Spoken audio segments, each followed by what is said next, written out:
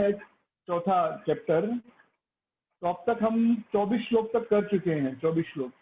तो श्लोक संख्या 1 से 4 तक जो है उसमें ये जो दिव्य ज्ञान भगवान देने वाले हैं, इस दिव्य ज्ञान की परंपरा क्या है, यानी यह ज्ञान जो है यह किसी मनुष्य द्वारा बनाया हुआ ज्ञान नहीं है। यह ज्ञान भगवान के बारे में है और भगवान के बारे में भगवान से ज्यादा कोई नहीं जान सकता।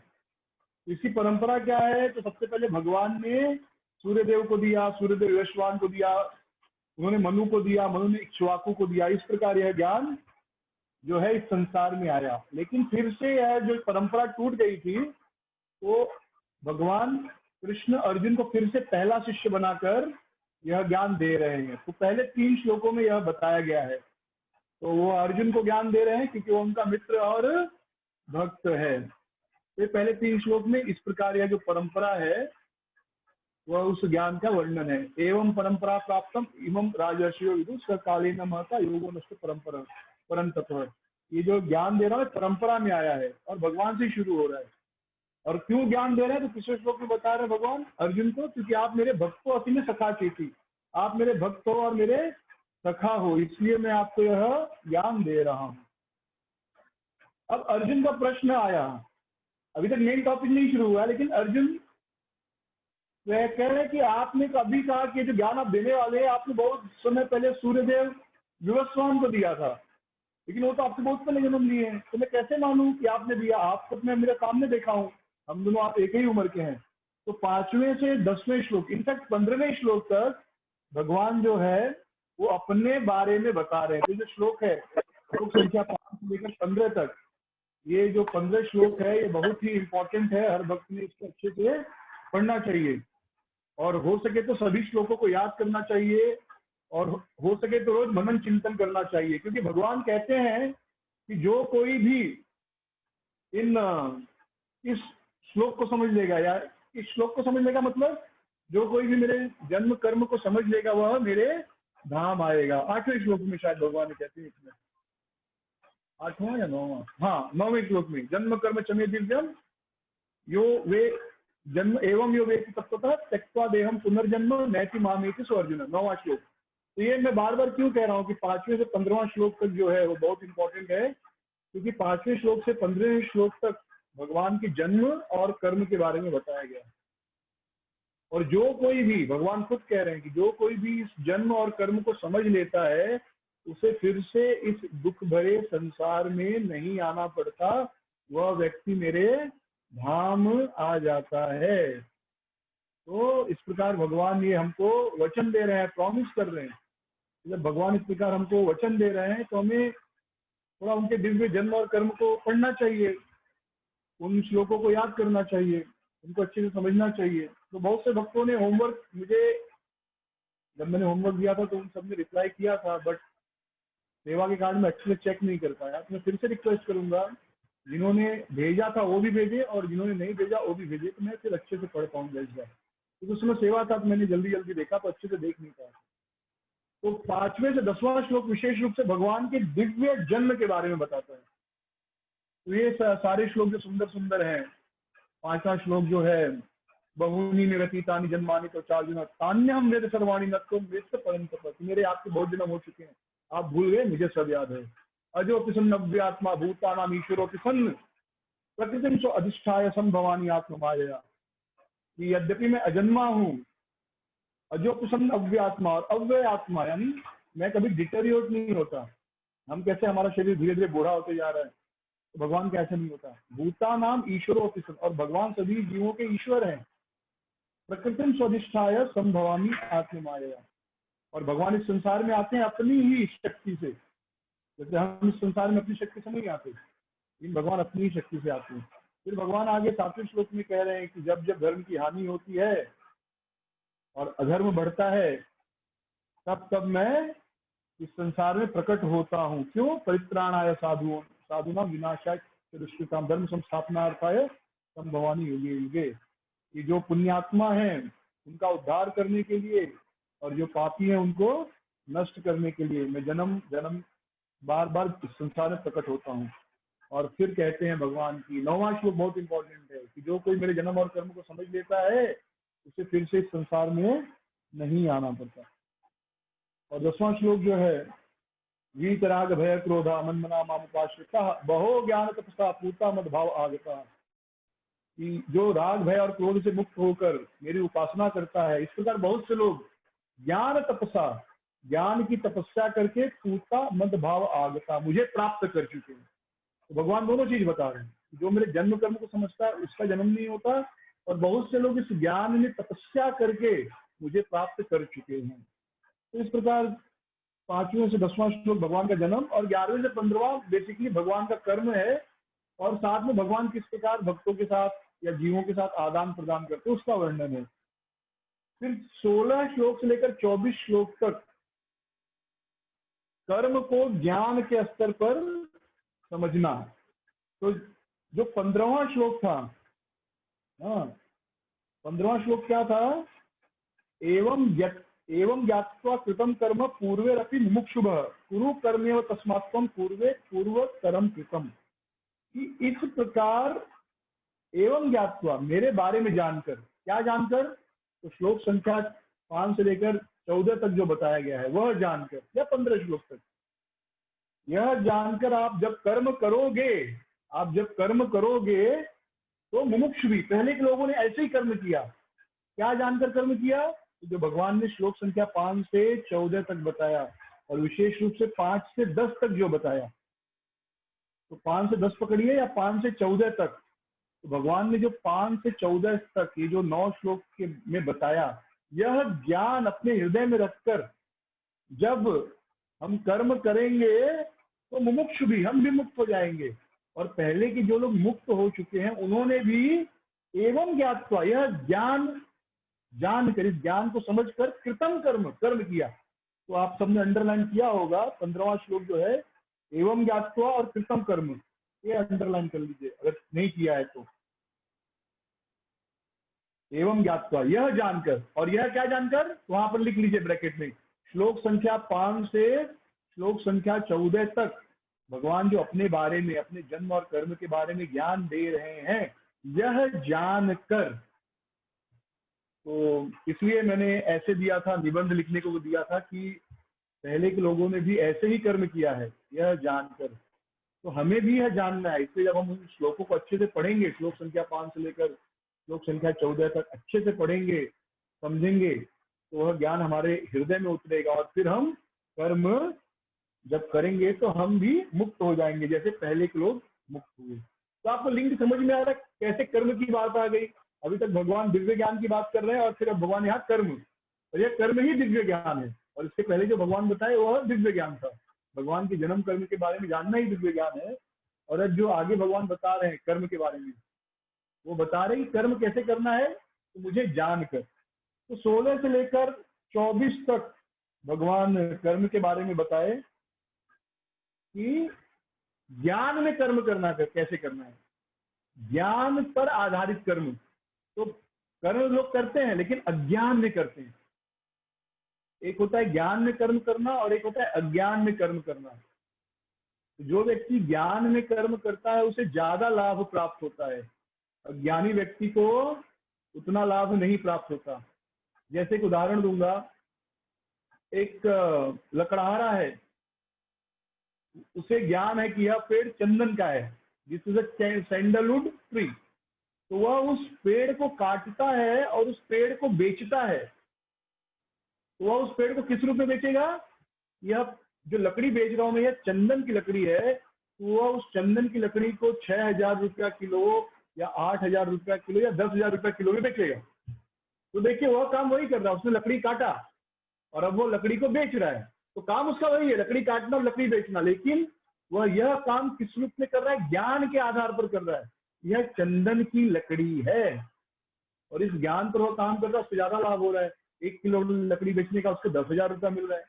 वही एक व्यक्ति जो अज्ञान में है, वो डज नॉट हैव नॉलेज, और वह लकड़ी काटता है, चंदन के पेड़ में वह भी घुस गया, चंदन के जंगल में, और चंदन का पेड़ को काटा और जाके बाजार में बेच दिया किलो के भाव। तो कितने रुपए किलो लकड़ी बेचेगा वो? 40 रुपया किलो, 50 रुपया किलो, बराबर। लकड़ी 40-50 रुपया किलो या 30 रुपया किलो बिकती है। तो वह भी चंदन की लकड़ी काट रहा है, लेकिन क्योंकि उसे नॉलेज नहीं है, ज्ञान नहीं है, इसलिए वह 10,000 रुपया किलो की लकड़ी कितने में बेच रहा है, 40 रुपये में बेच रहा है। यह ज्ञान का अंतर होता है। कर्म दोनों ने किया, काम दोनों ने किया, लेकिन एक अज्ञान में कर रहा है और एक ज्ञान में कर रहा है। वैसे ही बहुत सारी चीजें, जैसे खाना खाते हैं हम, भोजन करते हैं, प्रसाद ग्रहण करते हैं, तो प्रसाद में जिस व्यक्ति को ज्ञान है वह व्यक्ति समझता है कि कितना खाना चाहिए, कब खाना चाहिए। और एक साधारण व्यक्ति जिसको ज्ञान नहीं है भोजन का, वह भी खाना खा रहा है, और हो सकता है वह उससे अच्छे क्वालिटी का खाना खा रहा हो, लेकिन क्योंकि उसे ज्ञान नहीं है कि पहले क्या खाना चाहिए, बाद में क्या खाना चाहिए, कौन सी चीज किस चीज के साथ नहीं खानी चाहिए, कौन सी चीज किस चीज के साथ खाने पर फायदा देती है, अगर उसे इस चीज का ज्ञान नहीं तो खाना खाकर वो अपने आप को बीमार कर रहे हैं। लेकिन जिस व्यक्ति को ज्ञान है कि किस चीज, जैसे दूध के साथ करेला नहीं खाना चाहिए, हाँ, करेला और दूध कभी, या दूध और दही या खीर बनाया है और छाछ पिला रहे हैं, ऐसा आपने देखा होगा बहुत बार। फीस्ट होता है मंदिरों में तो खीर भी है और छाछ भी बांट रहे हैं खाने के बाद, ये विरुद्ध भोजन है। जो व्यक्ति अज्ञान में पी रहा है, ये कर रहा है, उसको नुकसान होगा। जो व्यक्ति ज्ञानी है वह कहेगा मैं खीर पहले खा लूंगा, फिर नॉर्मल खाना खाऊंगा और उसके बाद छाछ पीऊंगा। तो दोनों ने छाछ पिया, दोनों ने खीर खाया, लेकिन एक अज्ञान में वह कार्य किया, उसको नुकसान हो गया, जिसने ज्ञान में वह कार्य किया उसको फायदा हुआ। ये क्लियर है सबको, ज्ञान में कर्म करना और अज्ञान में कर्म करना समझ में आ रहा है? तो हम ऐसा जीवन में बहुत सारा काम करते हैं, अज्ञान में और ज्ञान में। अब साधारण भी देख लीजिए, अब सब्जी खरीदने जाते हैं तो दुकानदार समझ जाता है आप पहली बार आए हो, बेवकूफ हो, तो सीधे 10 की सब्जी का भाव बता देगा 100 रुपया, और आप खरीद के आ जाओगे और आपको लगेगा मैंने बहुत अच्छा खरीद लिया, और 100 बोल के 90 में देगा, आप बहुत खुश होकर आ जाओगे। लेकिन जो बुद्धिमान व्यक्ति जो ज्ञान में है वो सब्जी खरीदने जाएगा तो 10 की सब्जी 9 में लेके आएगा, और हम 10 की सब्जी 90 रुपया में लेके आएंगे। तो ज्ञान में और अज्ञान में कर्म करना, दोनों में अंतर है। तो भगवान वही बता रहे हैं, ज्ञान में कर्म करना चाहिए। तो जो व्यक्ति ज्ञान में कर्म करता है वह कैसे कर्म करता है, तो श्लोक संख्या 16 से लेकर 24 तक इसका बड़े विस्तृत रूप से वर्णन किया गया है। तो इस पे हमने बहुत विस्तृत रूप से चर्चा की है। तो आप पिछले, अगर आपको ये नहीं समझ में आया तो आप फिर से पीछे के श्लोकों में जाकर पीछे की जो क्लास रिकॉर्डेड है आप सुन सकते हैं और ध्यान से, ठीक है। पर बेसिक आइडिया ये है, हम लोग ने पिछली बार बहुत डिटेल में चर्चा किया था, फिर समय चला जाएगा तो मैं खाली 5 मिनट और चर्चा करूंगा इससे। पिछली बार हमने बहुत डिटेल में चर्चा किया था, कर्म में अकर्म देखना और अकर्म में कर्म देखना, कर्म में अकर्म देखना और अकर्म में कर्म देखना। तो मुझे याद नहीं कि आप में से कितने लोगों को याद है, पर हमने उदाहरण दिया था कि कभी कभी झूठ बोलना भी अच्छा होता है, कभी कभी झूठ बोलना सच से अच्छा होता है। कभी कभी ऐसा काम जो लग रहा है कि बुरा है लेकिन वह अच्छा होता है, और कभी कभी ऐसा लगता है कि यह काम अच्छा है लेकिन वास्तव में वह काम लग रहा है अच्छा लेकिन वो बुरा है। जैसे अभी समझिए आपके 2 बच्चे हैं, एक बच्चे को टाइफाइड हुआ है, तो जनरली टाइफाइड के पेशेंट को सॉलिड खाना नहीं देते, तो आपने उसको भूखा रखा है, सॉलिड खाना नहीं दे रहे, कुछ खिचड़ी या ऐसे कुछ दे दिया, और तब तक उसका बड़ा भाई आया, उसने देखा माँ कैसी है, मेरे भाई को सूखा सूखा खिचड़ी खिला रही है, मैं इसको बढ़िया बढ़िया खिलाऊंगा, और घर में जो खीर बना है और पूरी सब्जी बना है वो उसको खिला रखा, खा अच्छा है, ताकत बढ़ेगा। वह जो कर रहा है ऐसे अच्छा है लेकिन वो अच्छा नहीं, उसको लग रहा है कि मैं अच्छा कर रहा हूँ लेकिन वो अच्छा नहीं कर रहा है, बुरा कर रहा है। और इसके उलट माँ का व्यवहार ऐसा लग रहा है कि गलत कर रही है, देखो बच्चे को कितना भूखा रख रही है या सिर्फ सिंपल खिचड़ी खिला रही है, तो लग रहा है कि माँ गलत कर रही है लेकिन वो सही कर रही है। तो इस प्रकार कभी कभी गलत जो लगता है वो सही होता है, कभी कभी जो सही लगता है वो गलत होता है। और एक चीज चर्चा की थी कि ये परिस्थिति हमेशा नहीं होती, विशेष परिस्थितियों में ऐसे निर्णय लेने होते, जैसे जब बच्चा बीमार है तब सही गलत हो गया, यानी अच्छा खाना नहीं खिलाना चाहिए, एकदम सादा खिचड़ी खिलाओ। जब बच्चा ठीक है तब तो अच्छा अच्छा बुरा बुरा, लेकिन जब परिस्थिति कुछ डिफरेंट है तब थोड़ा सोचना पड़ता है, तब अच्छा हो सकता है बुरा हो और बुरा हो सकता है अच्छा हो, ठीक है। तो इस प्रकार श्लोक संख्या 16 से लेकर 24 तक भगवान इस प्रकार वर्णन कर रहे हैं। और हम सबने चर्चा किया था असली ज्ञान क्या है, कौन बताएगा, हाथ उठाइए। बाकी भक्तों से भी अनुरोध है, अगर आपका नेट अच्छा है तो वीडियो ऑन रखिए, थोड़ा अच्छा लगता है सब भक्तों को देखकर। हाँ, इफ पॉसिबल, अगर आपका रवि प्रकाश प्रभु, अगर आपका नेट अच्छा है तो ऑन रखो वीडियो, ऐसा लगता है। हाँ सामने, हाँ विनोद प्रभु बताइए। विनोद प्रभु ने हाथ ऊपर किया। विनोद कुमार प्रभु बताइए, ज्ञान क्या है? हाँ, अपने आप को अनम्यूट कीजिए, मैंने तो किसी को ऑप्शन रखा है अनम्यूट का। Unmute themselves, yes yes. Vinod Kumar Prabhu, हाँ बताइए, ज्ञान क्या है? माता जी बोलिए। हम कृष्ण के दास हैं। यस, हम कृष्ण के दास हैं। ये ज्ञान, इस ज्ञान में हमें, हाँ माता जी आगे बोलिए। हाँ क्या बोल रहे हैं? वही कृष्ण हमारे स्वामी हैं, हम उनके दास हैं। हाँ, हम कृष्ण के दास हैं, बराबर, ये ज्ञान है। तो ये असली ज्ञान है, और इसी ज्ञान में हमको सारा कर्म करना होता है। ठीक है, समझ में आ रहा है ये चीज? तो अब ज्ञान क्या है? तो ये वास्तविक पूरा भगवद गीता का जो शिक्षा है वो यही है, हाँ, कि हम कृष्ण के नित्य दास हैं। गीता में भी माता जी बोले हम कृष्ण के नित्य दास हैं, हाँ, भगवान के दास हैं। ठीक है, तो होप 24 तक क्लियर है, सबको क्लियर हो गया? अगर आपको नहीं भी समझा कि क्या हमने सीखा, लेकिन 24 श्लोकों तक मुख्य शिक्षा यही है कि हमें ज्ञान में कर्म करना चाहिए। हम जो भी सेवा करते हैं उस ज्ञान में करना चाहिए। और वो ज्ञान क्या है? हम कृष्ण के नित्य दास। अगर आपको अभी तक शुरू श्लोक चैप्टर 1 श्लोक संख्या 1 से लेकर चैप्टर 4 श्लोक संख्या 24 तक कुछ नहीं समझा, तो खाली इतना समझ के रखिए कि ये हम जो भी काम करें हमेशा यह ध्यान रखकर करें कि हम कृष्ण के दास हैं, और उस अनुसार काम करें। अगर आपको कहना कि इतना नहीं समझ में आया, सिंपल एक लाइन में बताओ कि क्या सीखा इस 24वें चैप्टर, इस चौथे चैप्टर से, या अब तक जो भगवद गीता में पढ़ा उसमें क्या सीखा? एक ही लाइन में। तो एक ही लाइन में यही सीखा। क्या सीखा? कि हम कोई भी कर्म करते हैं तो वह कर्म इस अनुसार करना चाहिए कि हम कृष्ण के दास हैं। इस चेतना के अनुसार हमें कर्म करना चाहिए। ठीक है, विनोद प्रभु जी आपने फिर से हाथ उठाया, या गायत्री माता जी? नहीं, हो गया, ठीक है, ओके ओके। अभी 24वां श्लोक बहुत सुंदर है, तो ये 24वां श्लोक करके फिर बाकी के जो 9 श्लोक है थोड़ा फास्ट हो जाएंगे, क्योंकि हमारे लिए इतना रेलिवेंट नहीं है, पर थोड़ा थोड़ा 2-2 मिनट चर्चा करेंगे सब पर। और 24वां श्लोक बहुत सुंदर है, तो अच्छे से आप लोग मेरे पीछे दोहराइए। ब्रह्मार्पणम ब्रह्मवीर ब्रह्माग्नो ब्रह्मणाहुतम ब्रह्मेव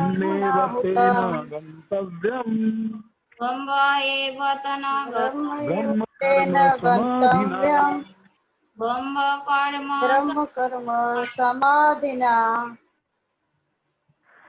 ओके, ये जो है, अब इसमें देखिए बार बार ब्रह्म शब्द आ रहा है। क्या शब्द आ रहा है? ब्रह्म, ब्रह्म अर्पणम। यज्ञ, हरे कृष्णा, बाकी लोग जब एक बार बोलने के बाद अपना साउंड म्यूट रखिए, किसका म्यूट आ रहा है, ये आ रहा है, एक बार बोलने के बाद फिर अपना माइक म्यूट पे रखना, मुझे बार बार म्यूट करना पड़ता है। हाँ, अब देखिए इसमें बार बार ब्रह्म शब्द आ रहा है। ब्रह्म अर्पणम, ब्रह्म हवि। जब हम यज्ञ करते हैं तो यज्ञ में क्या क्या होता है? देखिए, यज्ञ में पहले तो यज्ञ कुंड होता है, बराबर, अग्नि होती है, और अग्नि में क्या डालते हैं? घी डालते हैं, और हविष्य डालते हैं। हविष्य यानी जवी और काला तिल, ये मिनिमम है, जवी और काला तिल। तो उसमें आप गुड़ मिला दीजिए, ड्राई फ्रूट मिला दीजिए, और कुछ लोग चावल भी मिला देते हैं, तो फिर आप उसको और ऑपलेंट बना सकते हैं। लेकिन जवी, काला तिल और उसमें थोड़ा घी, ये मिनिमम है। तो एक हो गया हविष्य और एक है घी, ये दोनों डालना ही है। और उसके बाद और कौन होता है यज्ञ में? पुजारी होता है जो यज्ञ कराता है, और फिर सुरुआ होता है जिससे घी डाला जाता है। आप देखेंगे तो बहुत से पंडित लोग चम्मच से डालते हैं, वो खाने वाला चम्मच होता है ना, नहीं, 5 स्पून होते हैं, 5 प्रकार के सुरुआ होते हैं। तो अधिकतर हम लोग 3 यूज करते हैं, 5 यूज नहीं होता, 3 यूज होता है। एक होता है जिससे कंटिन्यू बार बार घी डालते हैं, एक वो होता है। एक बड़ा वाला तो जब अंतिम यज्ञ पूरा होता है पूर्णाहुति दिया जाता है, दूसरा वो हो गया। एक होता है जिसमें आप जल डालकर शुद्धि करते हैं, तो उसके बदले आचमन पात्र से भी कर दिया जाता है। तो दो तो मेन रहता ही है, जिससे पूर्णाहुति देते हैं और जिससे हम ये डालते हैं, घी डालते हैं। उसमें आप देखेंगे दो भाग में डिवाइड होता है, वो गोल जो होता है उसमें दो भाग डिवाइड होता है, ठीक है।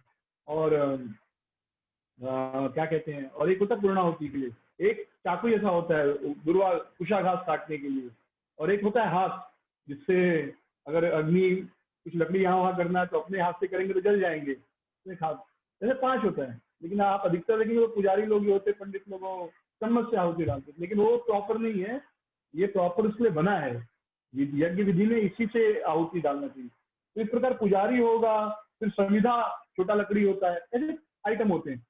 तो यहाँ पर यज्ञ की बात हो रही है। हाँ, तो कौन सा यज्ञ है? ब्रह्मार्पणम। तो जो यह यज्ञ है, तो अब इसका दो अर्थ हो। मायावादी अर्थ कैसे लेते हैं? मायावादी मतलब जो कहते हैं कि सब कुछ एक है। इसको ध्यान से सुनिए, समझने का प्रयास कीजिए। सब कुछ एक है, तो सब कुछ एक है, तो ये श्लोक का उदाहरण देते हैं मायावादी। अगर आपको कभी कोई मायावादी मिल जाएगा तो श्लोक दिखाएगा भगवद गीता का 4थे अध्याय का 24वां श्लोक, कि सब कुछ क्या है? एक है। और वह कहेगा देखो ब्रह्म अर्पणम कर रहे हैं। जो यज्ञ है उसमें क्या अर्पित कर रहे हैं? ब्रह्म को अर्पित कर रहे हैं। और फिर ब्रह्माग्नो, और अग्नि भी क्या है? ब्रह्म है। और ब्रह्म हवि भी क्या है? हविष्य, यानी कि हम काला जब डालते तो कहते हो यज्ञ में हम ब्रह्म को ही डाल रहे हैं। ब्रह्म हुतम, और हुतम मतलब डालना। फिर ब्रह्म एव तेन गंतव्य, और जब इस प्रकार, और जो पुजारी है वो भी ब्रह्म है। हाँ, ब्रह्म अर्पणम, ब्रह्म हवि, ब्रह्माग्रो, ब्रह्मणा हुतम, जो ब्रह्मणा है मतलब पुजारी भी ब्रह्म है। ब्रह्मेव तेन गंतव्य, और इस प्रकार ब्रह्म में ब्रह्म को आहुति देकर, ब्रह्म द्वारा ब्रह्म में ब्रह्म की आहुति देकर, मतलब ऐसे समझिए, पुजारी द्वारा यज्ञ कुंड में भविष्य की आहुति देकर, ये जरा लिख लीजिए, पुजारी द्वारा, ये सिर्फ आप लोगों को समझने के लिए, ठीक है। पुजारी द्वारा यज्ञ कुंड में भविष्य की आहुति देकर व्यक्ति भगवत धाम पहुंचता है। By offering oblation in the sacrificial fire by the priest, a person reaches spiritual kingdom. ये लिख लीजिए ताकि आपको समझ में आए क्या बात चल रहा है। लिख लिया? यज्ञ कुंड में पुजारी द्वारा भविष्य डालने पर व्यक्ति जो है वैकुंठ जाता है, यही लिखा है, राइट, या स्पिरिचुअल किंगडम जाता है। By offering oblation into the sacrificial fire by the priest, a person goes to the spiritual kingdom. अब मायावादी कैसा कहेंगे कि ब्रह्म द्वारा ब्रह्म में ब्रह्म अर्पित करके ब्रह्म को प्राप्त होता है। ठीक है, दोनों एक ही है। अब इसी लाइन के नीचे आप ये लिख लीजिए, ब्रह्म द्वारा ब्रह्म में ब्रह्म अर्पित करके ब्रह्म को प्राप्त होता है या ब्रह्म को जाता है। By offering the Brahman into Brahman by a Brahman reaches to the Brahman. तो वो कहते देखो सब ब्रह्म है, क्योंकि भगवद गीता में कहा गया है। तो वे इस श्लोक का अर्थ क्या लगाते हैं जो हमने अभी दूसरा अर्थ लिया, कि ब्रह्म में ब्रह्म की आहुति देकर जो ब्रह्म है वह ब्रह्म को प्राप्त होता है, सिंपल। लेकिन तो वो कहते हैं इस हिसाब से सब कुछ ब्रह्म है, अहम ब्रह्मस्मि, मैं ब्रह्म हूं। ये समझ में आ रहा है? पहले दोनों जो मैंने उदाहरण दिया समझ में आया? नहीं समझ में आया तो फिर से बोलिए, हाथ उठाइए। नहीं समझा तो समझ में आया ये चीज? ये समझ में आया क्या बोल रहे हैं हम? हाँ ना, कुछ तो बोलिए, यस नो टाइप कर दीजिए, ठीक है। ओके, थोड़ा कंफ्यूजिंग नहीं है, एक्चुअली कंफ्यूजिंग नहीं है, सिंपल है। ये लिख लिया आप लोगों ने ना पेपर पे? आप देखिए, ब्रह्म द्वारा ब्रह्म में ब्रह्म अर्पित करके ब्रह्म को प्राप्त होता है। ब्रह्म द्वारा, ये फाइनल लिखा रहा हूं, ये लिखिए, ब्रह्म द्वारा ब्रह्म में ब्रह्म को अर्पित करके ब्रह्म को प्राप्त होता है। और भक्त क्या अर्थ देते हैं? भक्त द्वारा, माता जी सुने ना, माता जी आपका माइक ऑन है, प्लीज स्विच इट ऑफ। तो हाँ, भक्त द्वारा, दूसरा अर्थ ठीक उसके नीचे लिखिए ताकि आप कंपेयर कर सकें। भक्त द्वारा कृष्ण भावनामृत में, ब्रह्म द्वारा ब्रह्म में भक्ति का अर्पण करने से या भक्ति करने से भक्त भगवत धाम को प्राप्त होता है। अभी दोनों लाइन जो लिखा आपने, इसको 2 मिनट 1 मिनट शांति से पढ़िए, पहला लाइन भी और दूसरा लाइन भी। 24वां श्लोक में इसलिए डिस्कस कर रहा हूँ कि कोई मिल गया आपको तो इससे पकड़ सकता है कि देखो सब ब्रह्म है, हम सब एक हैं। ओके, अभी क्लियर है ये? तो अब देखिए जो मायावादी हो क्या कहेंगे कि सब ब्रह्म है, क्योंकि भगवद गीता में यही लिखा है। लेकिन भक्त क्या अर्थ लेते हैं? ब्रह्म द्वारा मतलब हम सब भी ब्रह्म है ना, हम सब भी आत्मा है। फिर ब्रह्म द्वारा ब्रह्म में, यानी जो यज्ञ कुंड होता है। तो यज्ञ कुंड क्या है? हमारी जो भक्ति है या कृष्ण भावनामृत जो हम कर रहे हैं वो भी ब्रह्म है। कृष्ण ब्रह्म का मतलब हम लेते हैं आध्यात्मिक, तो आत्मा भी आध्यात्मिक है, कृष्ण भावनामृत भी आध्यात्मिक है। तो ब्रह्म यानी हमारे द्वारा, भक्त द्वारा ब्रह्म में, यानी जो अग्निकुंड है, यानी कृष्ण भक्ति में ब्रह्म अर्पित करने से, ब्रह्म अर्पित करने से मतलब हम जो भक्ति कर रहे होते क्या है? आध्यात्मिक है। फिर ब्रह्म यानी हम ब्रह्म को, यानी भगवान को प्राप्त होते हैं। तो ये सब जो ब्रह्म कह रहे हैं हम सब, इसका वह सब आध्यात्मिक है, लेकिन इसका मतलब ये नहीं कि सब एक है। जैसे अगर एक साधारण व्यक्ति से पूछा जाए कि आंख कैसे बनी है, तो क्या कहेगा? आंख मांस से बनी। बराबर, आंख किससे बनी है? मांस से बना ना आंख। फिर कहेगा जीभ कैसे बना है? जीभ किस चीज से बना है? जीभ किस चीज से बना है? मांस से बना है। बराबर है कि नहीं? पेट कैसे बना है? मांस से बना है। हमारा जो हृदय है, हार्ट, वो कैसे बना है? मांस से बना है। तो पूरा शरीर तो मांस है, एकदम सही है। लेकिन जब आप थोड़ा एडवांस होंगे और जब आप 12वीं की टेक्स्ट पढ़ेंगे बायोलॉजी की या मेडिकल कॉलेज जाएंगे, तब आपको पता चलेगा जीभ का मांस, आंखों का मांस, जो हार्ट का मांस है, वो सब अलग अलग टिश्यू है, उनका नेचर अलग अलग है सब मांस, लेकिन सब एक नहीं है। मान रहे कि नहीं ये बात? अभी अगर सब मांस एक ही है तो किडनी भी मांस है। किडनी क्या है? मांस ही है ना। और लीवर भी मांस है, हमारा हार्ट भी मांस है, पेनक्रियास भी मांस है, इंटेस्टाइन भी क्या है, जो हमारी हथेलियां, वो भी मांस है। तो सब मांस, सारे मांस एक ही हो गए। इतना वैरायटी क्यों? तो अगर किसी का, अगर कोई क्या किडनी खराब हो गई तो कोई बात नहीं, किडनी के बदले पर पैर से मांस निकाल कर लगा दो उधर, चलेगा? नहीं चलेगा ना, अलग मांस है। वो भी फ्लैश है, but it's a different flash. आंखों, समझो किसी की आंखें खराब हो गई, बोले आंख निकालना पड़ेगा, तो कोई बोलेगा अरे ये आंख मांस का निकाल के पैर से थोड़ा मांस निकाल के लगा तो यहाँ पे, इससे भी दिखेगा? दिखेगा? नहीं दिखेगा। तो मतलब क्या है कि यद्यपि सब कुछ मांस है, तो हमारा शरीर में ही, दूर मत जाइए, हमारे शरीर में भी सब कुछ मांस होने के बावजूद आंख का मांस अलग है, पैर का मांस अलग है। गोपाल सोलंकी, थोड़ा आप अनम्यूट कर लीजिए। मैंने अनम्यूट किया आपको, बट माइक थोड़ा अनम्यूट रखिए, सब लोग म्यूट रखिए, सॉरी, आवाज आती है। हरे कृष्णा, किसका माइक ऑन है? चालू रखो। गोपाल सोलंकी प्रभु जी, आपका माइक ऑन है, जो अनम्यूट कीजिए आप। शोभा माता जी, आपका माइक ऑन है, प्लीज म्यूट कीजिए।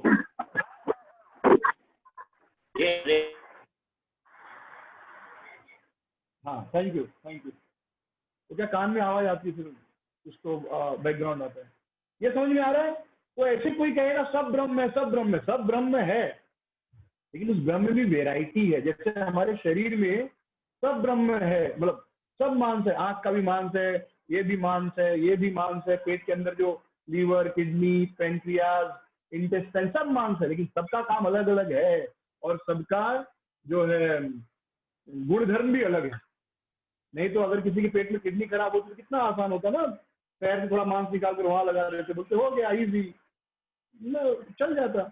या आपके शरीर में भी खून है, मेरे शरीर में भी खून है, दोनों का खून है, बराबर सेम कीमत है। तो अगर मेरा खून आपको दिया तो चलेगा? नहीं चलेगा। अगर एक ही ब्लड ग्रुप नहीं होगा तो नहीं चलेगा। हाँ, किसी का ए है, किसी का बी है, किसी का ए बी है, किसी का ओ है, तो खून नहीं चलता, तो मारना जांचना पड़ता, भाई आपका कौन सा खून है। खून नहीं है सबका, हर आदमी के अंदर खून है। तो कोई एक नया आदमी जो निराकारवादी लोगों को तो खून चेक ही नहीं करना चाहिए, आपका भी खून उसका भी खून डाल दो। हाँ, जो मायावादी है सब एक है, तो ठीक है इसका खून लो उसके बॉडी में डाल दो। नहीं नहीं नहीं, डॉक्टर चेक करेगा। अरे तो जब करना है, मतलब सबका खून एक होकर भी एक नहीं होता। यहाँ तक कि भाई भाई में भी हो सकता है एक में माँ का ब्लड ग्रुप आया और दूसरे में दूसरे का ब्लड ग्रुप आया, जरूरी नहीं सकता एक ही ब्लड ग्रुप है। माँ बाप में से एक का उसको मिलेगा, या तो माँ का या बाप का, पिताजी का। भाई भाई का भी ब्लड ग्रुप अलग हो सकता है। तो उसी प्रकार जब हम कहते हैं ब्रह्म, तो ब्रह्म मतलब एक शब्द नहीं है, ब्रह्म में भी बहुत सा वेराइटी होता है। तो यहाँ पर जो भगवान ब्रह्म की बात कर रहे हैं, ये एक पूर्ण कृष्ण भावना भावित व्यक्ति, यानी वो भी ब्रह्म है। हाँ, जो कृष्ण भावना भावित हो गया वो ब्रह्म हो गया। ब्रह्म मतलब भगवान नहीं, पर वो अपने आत्मस्वरूप को पहचान लिया है, तो वह निश्चय ही वैकुंठ को प्राप्त करेगा। और वैकुंठ भी क्या है? ब्रह्म है, वह भी आध्यात्मिक है ना, वह भी ब्रह्म है। और कैसे प्राप्त करता है वो? ब्रह्म अग्नि ब्रह्मार्पणम, वह भगवान को अर्पित करता है। क्या अर्पित करता है? ब्रह्म, यानी अपनी भक्ति। भक्ति का भी स्वभाव क्या है? ब्रह्म ही है ना, वो भी ब्रह्म है। भक्ति भक्ति कोई भौतिक चीज नहीं, वो भी आध्यात्मिक है। तो इस प्रकार इस श्लोक को समझना है कि सब कुछ जो है आध्यात्मिक स्वरूप का है, कुछ भौतिक नहीं। भक्ति में जो भक्त है, भक्ति और जो भक्ति की विधि है, वह सब आध्यात्मिक है। अब समझ में आ रहा है सबको? क्लियर है ये चीज?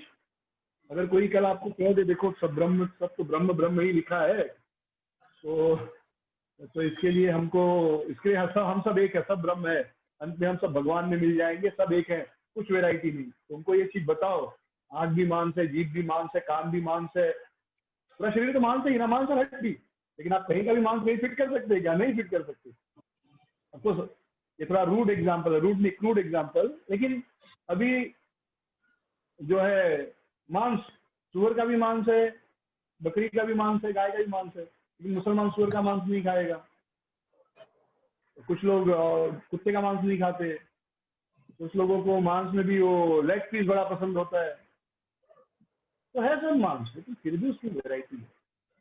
हाँ, तो आप खाली मांस बोलकर नहीं, सब मांस और सब एक है। तो देखिए कितना सरल है इस संसार की चीजों को समझना, लेकिन फिर भी जो मायावादी होते हैं वे इस चीज को स्वीकार नहीं करते। तो 24वां श्लोक क्लियर है?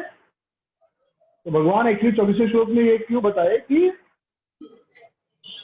15 तक तो भगवान ये बताए अपने जन्म कर्म के बारे में, और 15वें श्लोक में भगवान बोल रहे हैं कि ज्ञान में कर्म करना चाहिए। और निशा माता जी, हवि, हवि मतलब जो हम डालते हैं आहुति, हवि इज लाइक जवी और काला तिल डालते हैं ना यज्ञ में, भक्ति करना भी एक यज्ञ है। तो उसमें तो हवि, यज्ञ में जो हवि डालते हैं उसको जवी और काला तिल, उसको हवि कहते हैं। ठीक है, भविष्य, भविष्य या हवि। Okay okay. तो फिर भगवान करे कि ये पूरा जो भक्ति का कर्म है, इसमें व्यक्ति कर्म करके मुक्त होता है। कर्म कैसा है? इसमें ब्रह्म ही ब्रह्म को डाल रहा है, और इस प्रकार वो ब्रह्म को प्राप्त हो रहा है। तो कृष्ण भी ब्रह्म है, लेकिन हमको समझना चाहिए कि ब्रह्म तो एक शब्द है। सब जैसे सोना को भी हम क्या बोलते हैं? मेटल। सोना भी मेटल है, चांदी भी मेटल है, लोहा भी मेटल है, सबको जनरल कैटेगरी मेटल। लेकिन मेटल में भी वेराइटी है। चांदी 70,000 रुपया किलो है आज के समय में, और सोना कुछ 7 लाख रुपया, 40,000 50,000 तो 10 ग्राम का है, तो 100 ग्राम का 4 लाख, 40 लाख 50 लाख रुपया किलो है। तो सोना भी मेटल, लोहा भी मेटल, लेकिन दोनों में फर्क है। बराबर है कि नहीं? फिर दूध पीते अलग स्वाद है, उसी दूध का दही भी दूध ही है, उसका अलग स्वाद है। या दूध है, आप दूध पियो, अलग स्वाद आएगा। कच्चा दूध गर्म करके पियो, अलग स्वाद आएगा। दूध को थोड़ा देर गर्म करो, कंडेंस हो जाएगा, अलग स्वाद आएगा। और ज्यादा कंडेंस करो, खोआ बन जाएगा, अलग स्वाद आएगा। फिर उसी दूध को फाड़ कर पनीर बना दो, अलग स्वाद आएगा। वो भी दूध ही है। तो इस प्रकार हमको समझना चाहिए। इकडे तिकडे येऊ नका बाबा, माइक ऑफ करा। कौन आए? किसका ऑन है? निशा पुजारी माता जी, आपका माइक ऑन है शायद, अनम्यूट कीजिए। ओके। तो 24वें श्लोक में भगवान ये बता रहे हैं कि यज्ञ करना चाहिए, ये यज्ञ है, और यज्ञ में हम आध्यात्मिक आहुति देते हैं।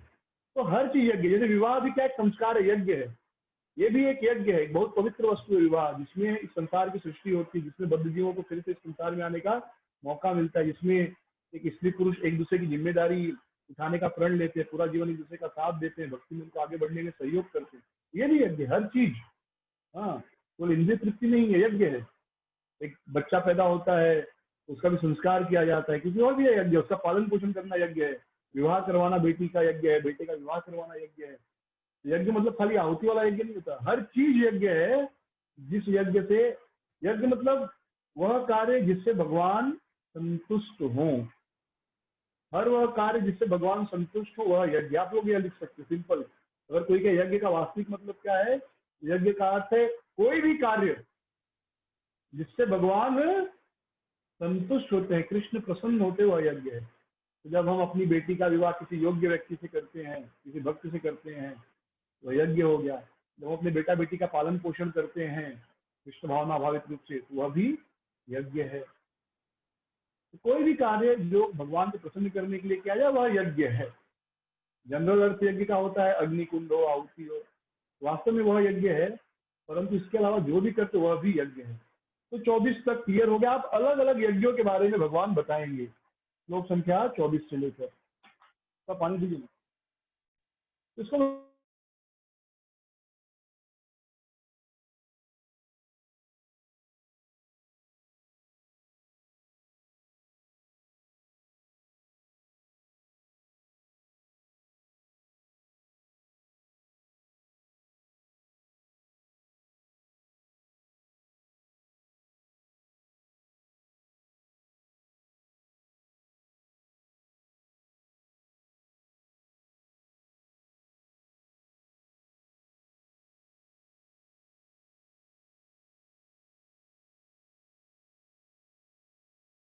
हरे कृष्णा, अभी आवाज आ रहा है?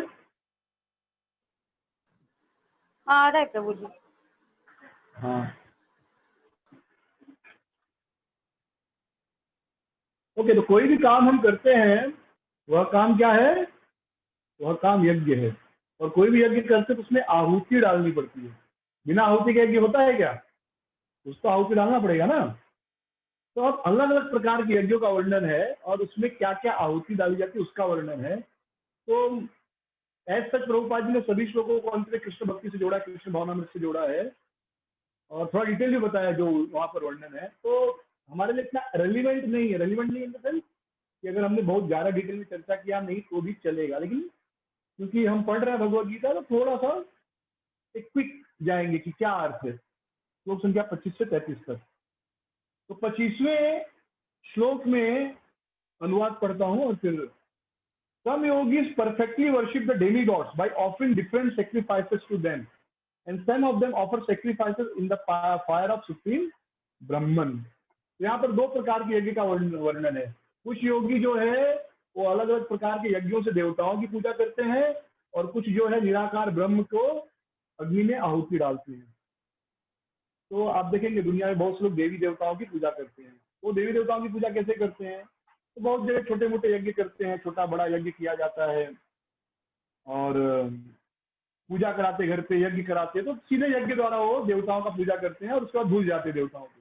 ठीक है, जैसे हम देखते हैं नंद महाराज इंद्र की पूजा करने के लिए क्या आयोजित किए थे? यज्ञ आयोजित किए थे। लेकिन जब यज्ञ नहीं किए तो इंद्र बड़े नाराज हो गए। ठीक है, तो देवी देवताओं की पूजा में इस प्रकार यज्ञ होता है। तो एक यज्ञ हो गया जो पहली लाइन में बताया गया। दूसरा यज्ञ है निराकार ब्रह्म। तो तीन चीज ना, ब्रह्मेति परमात्मा भगवान उच्चते। तो ब्रह्मेति यानी क्या? ब्रह्मेति यानी निराकार ब्रह्म, फिर परमात्मा जो हमारे हृदय में है, फिर भगवान पूर्ण पुरुषोत्तम भगवान श्री कृष्ण। तो जो लोग निराकार ब्रह्म की पूजा करते हैं वो क्या ऑफर डालते, वो क्या आहुति में डालते हैं? तो वो क्या आहुति में डालते हैं? ज्ञान योगी offer sacrifices into the fire of Brahman. तो वे अपना ज्ञान, हमेशा ज्ञान की चर्चा करते हैं, हमेशा वेद पढ़ते हैं, शास्त्र पढ़ते हैं और इस प्रकार वे आहुति देते हैं। शास्त्र अध्ययन, वेद अध्ययन। आप सबको अगर स्मरण होगा जब महाप्रभु को पहली बार सार्वभौम भट्टाचार्य मिले थे, सार्वभौम भट्टाचार्य ने क्या कहा था उनसे? सार्वभौम भट्टाचार्य ने कहा था कि आप सन्यासी हो, आपका काम क्या है? आपका काम है वेद पढ़ना, ये नाचना गाना भगवान का पूजा, आपका काम नहीं। सन्यासी का काम क्या है? वेद पढ़ना। तो निराकार ब्रह्म की पूजा करना उनका यज्ञ है, और आहुति में क्या डालते हो? वेद अध्ययन। वो दिन भर वेद पढ़ते रहते। ठीक है, ये हो गया 25वां श्लोक। अब तात्पर्य पढ़ेंगे तो प्रभुपाद ने बहुत विस्तृत रूप से उस चीज को समझाया है। हाँ, देवता का पूजा क्या होता है इत्यादि, बट हम लोग डिटेल में नहीं जाएंगे, जरूरत भी नहीं है। फिर 26वें में कुछ लोग यानी जो प्रभुपाद लिखते हैं, जो नैष्ठिक ब्रह्मचारी हैं, वे श्रवण सुनने का, hearing process and senses in the fire of mental control, and others the regulated house holder sacrifice the object of senses in the fire of senses. तो यहाँ पर भी 2 यज्ञ के बारे में बताया है। इसके पहले 2 यज्ञ के बारे में बताया 25 में एक देवी देवताओं की जो पूजा करते हैं, वो तो यज्ञ करते हैं, प्रत्यक्ष अग्नि वाला यज्ञ। फिर दूसरा यज्ञ कौन सा था? निराकार ब्रह्म की जो पूजा करते हैं, उनका यज्ञ क्या है? निराकार ब्रह्म का पूजा करना। और वो आहुति क्या डालते हैं? वो आहुति डालते हैं, क्या आहुति डालते हैं? वेद अध्ययन करना। ये 2 समझ में आ गया? क्लियर है? निराकार ब्रह्म की पूजा में क्या होती है? वेद अध्ययन। और उसके पहले जो था देवताओं की पूजा, तो उसमें यज्ञ किया जाता है। अब फिर से 2 प्रकार का जो है यज्ञ के बारे में बताया गया श्लोक संख्या 26 में। पहला है ब्रह्मचारियों के लिए। तो ब्रह्मचारी के लिए सबसे जरूरी क्या होता है? सबसे जरूरी होता है मन को नियंत्रित करना। अगर एक ब्रह्मचारी का मन नियंत्रित नहीं है तो ब्रह्मचारी नहीं रह सकता। तो यह उसका यज्ञ है। क्या यज्ञ है? मन को कंट्रोल करना। एक ब्रह्मचारी का यज्ञ है ये। और वो आहुति क्या डालता है?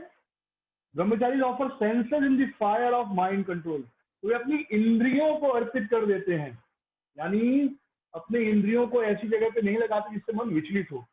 जैसा एक बच्चा है, उसका मन शांत है, वह शांति से कुछ कर रहा है, पढ़ाई कर रहा है, टीवी देख रहा है, कुछ तो कर रहा है, और एकाएक उसके इंद्रिय कान में एक आवाज गई, आइसक्रीम आइसक्रीम, तुरंत उसके मन में हो जाएगा आइसक्रीम खाना। या कोई व्यक्ति है या कोई बच्चा है, आराम से आपके साथ जा रहा है और एकाएक आंखों से उसने देखा पानी पूरी, सेव पूरी या आइसक्रीम, तो तुरंत उसको सब स्मरण आएगा और तुरंत जिद करेगा मुझे खाना है। अब तक नहीं इच्छा थी। तो ब्रह्मचारी क्या करते हैं? अपने इंद्रियों को, अपने आंख कान नाक जीभ और त्वचा को इस माइंड कंट्रोल की आग में डाल देते हैं। मतलब वे अपने इंद्रियों को उन इंद्रिय विषयों से स्पर्श नहीं होने देते जिससे मन विचलित हो। तो यहाँ पर अनुवाद में क्या लिखा है प्रभुपाद जी ने, मतलब भगवान कह रहे श्रोत आदिनी, वे कानों से सिर्फ भगवान के बारे में सुनते हैं, आंखों से सिर्फ भगवान को देखते हैं, हियरिंग प्रोसेस। कान से भगवान को सुनेंगे, आंख से भगवान को देखेंगे, इस हाथ से भगवान का सेवा का जो चीज वो करेंगे, पैर से भगवान की सेवा के लिए दौड़ेंगे, ऐसे। तो बाकी और कुछ नहीं करते। तो इससे क्या होता है? उनका मन कंट्रोल होता है। ये समझ में आया? तीसरा यज्ञ क्या है? मन को कंट्रोल करना। और उसके लिए क्या होती है? हम जो इंद्रिय विषय करते हैं उसको त्याग देते हैं।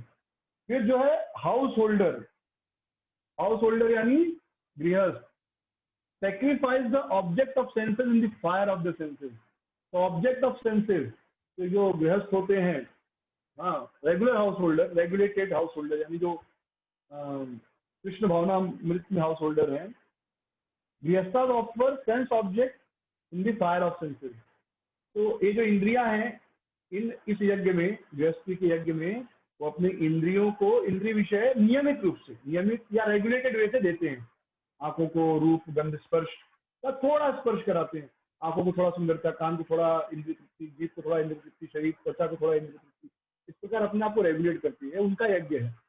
हाँ, तो प्रभुपाद जी लिखते हैं तात्पर्य में, house holder who have some license for sense gratification perform such act with great restraint. Sex life, intoxication, meat eating are general tendency of human society, but a regulated householder does not indulge in unrestricted sex life and other sense gratification। तो पशुओं जैसे नहीं हो, मनुष्य तो बहुत नियमित रूप से अपने घर परिवार में परिवार की जिम्मेदारियों को निभाते हैं। ठीक है, तो 4 यज्ञ हमने पढ़ा। 27वां समझ में आ रहा है ना सबको? ये ठीक है, क्लियर है ना? Okay. Others who are interested in achieving self-realization through control of the mind and senses offer the function of all senses and of the life breath as oblation in the fire of the controlled mind। ये योगी प्रभुपाद जी लिखते हैं, मतलब हिंदी में पढ़ रहा हूँ, नहीं तो आप जिसके पास जो लोग हिंदी में समझते हैं तो हिंदी में 27वां श्लोक का अनुवाद पढ़िए। कि जो लोग आत्म साक्षात्कार करना चाहते हैं, कैसे?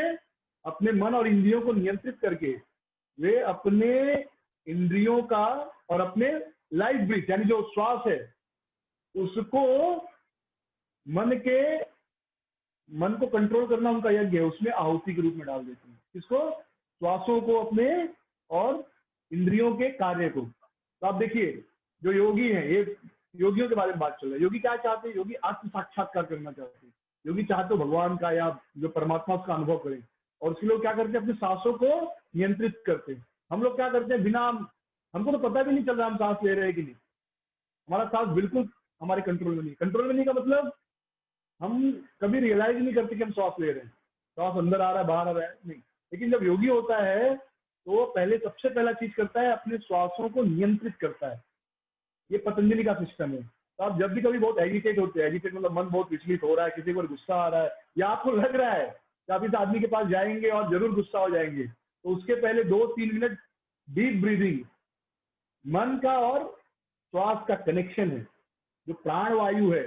हमारा मन जो है ना, मन हमारा जो मन है या आत्मा मन या शरीर में जो प्राण वायु है ना, 5 प्रकार की प्राण वायु और 5 प्रकार का उप प्राण वायु जो है, प्राण अपान समान उदान और समान, प्राण अपान समान प्राण उदान, ये 5 प्राण वायु और 5 सेकेंडरी है, टोटल 10। तो इसमें हमारा आत्मा तैरता है और मन भी उसी में तैरता है। तो अगर अब समझिए आप पानी में हो और पानी अगर स्थिर रहता है तो आराम से तैर सकते हो या आराम से ये खड़े रह सकते हो पानी में। लेकिन अगर पानी तेजी से बह रहा है तो, या खूब जोर जोर से तूफान आ रहा है, तो आप खड़े रह पाओगे पानी में? नहीं। तो उसी प्रकार अगर हमारा ये जो मन है प्राण वायु में तैर रहा है, तो अगर हमारा प्राण वायु कंट्रोल में हो हमारे, तो हमारा जो प्राण है यानी मन आत्मा, ये भी कंट्रोल में रहेगा। इसलिए आप देखते हैं तो डीप ब्रीदिंग, तो अगर आपको लगता है भाई आप किसी के पास जा रहे हो, झगड़ा होने वाला है, या आप लग रहा है कि अब गुस्सा आने ही वाला है, जनरली जब मंदिर में मीटिंग्स होती है तो मैं करता हूँ ये, क्योंकि कुछ बातें होती है तो फिर लगता है कि नहीं अब तो बोलना पड़ेगा, तो मैं तुरंत deep breathing, deep inhaling, deep exhaling. क्योंकि होता है मीटिंग है, 10 लोग है, 10 बातें होती है, तो कभी वो लगता है कि अब बोलना पड़ेगा, तो नहीं कंट्रोल करना है, कंट्रोल में बोलना है लेकिन गुस्से में नहीं बोलना है। तो तुरंत ऐसा करता नहीं हूँ, हाथ नॉर्मली बस खींच लिया और आराम से 2-3 बार करो तो हाँ। अरे यार रियल इज वेरी बेनिफिशियल। तो हर भक्त में करना चाहिए, इसमें कोई नुकसान नहीं है। मत सोचो नहीं हमको भक्त है नहीं करना। अगर आप भक्त हो, बहुत से लोग सोचते हैं भक्त ये सब क्यों करेगा, भक्त तो खाना क्यों खा रहे हैं, मत खाओ। जैसे भोजन की जरूरत है तो ये भी 5 मिनट या 3 minute deep inhaling deep exhaling really helps, बहुत मदद करता है ये। हाँ बहुत मददगार है। हाँ, सुबह उठ के नहा वहा के 5 मिनट भी अगर आप कर लें, आपको सच में पूरा दिन आपको 5-10-15 दिन के बाद आपको सच में लगेगा कि आपका कंट्रोल है आपको लगेगा पहले जैसे गुस्सा आता था अब नहीं आ रहा है। हाँ, डीप ब्रीदिंग छोड़ने का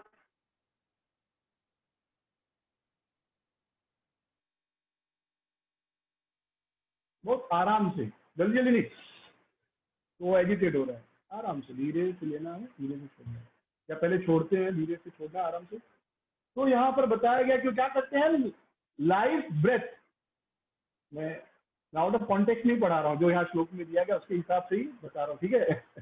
तो लाइफ ब्रेथ यानी प्राण वायु, हम श्वास लेते हैं, यही लाइफ ब्रेथ है ना जो श्वास ले रहे हैं, बाकी हवा जो अंदर चली तो कंट्रोल में नहीं है। तो ये प्राण वायु जो है इसको वो देखते योगी क्या करते, पतंजलि वाले योग में यम नियम आसन प्राणायाम प्रत्याहार ध्यान धारणा समाधि, पहले यम नियम फिर आसन, एक जगह बैठ जाना, फिर प्राणायाम यानी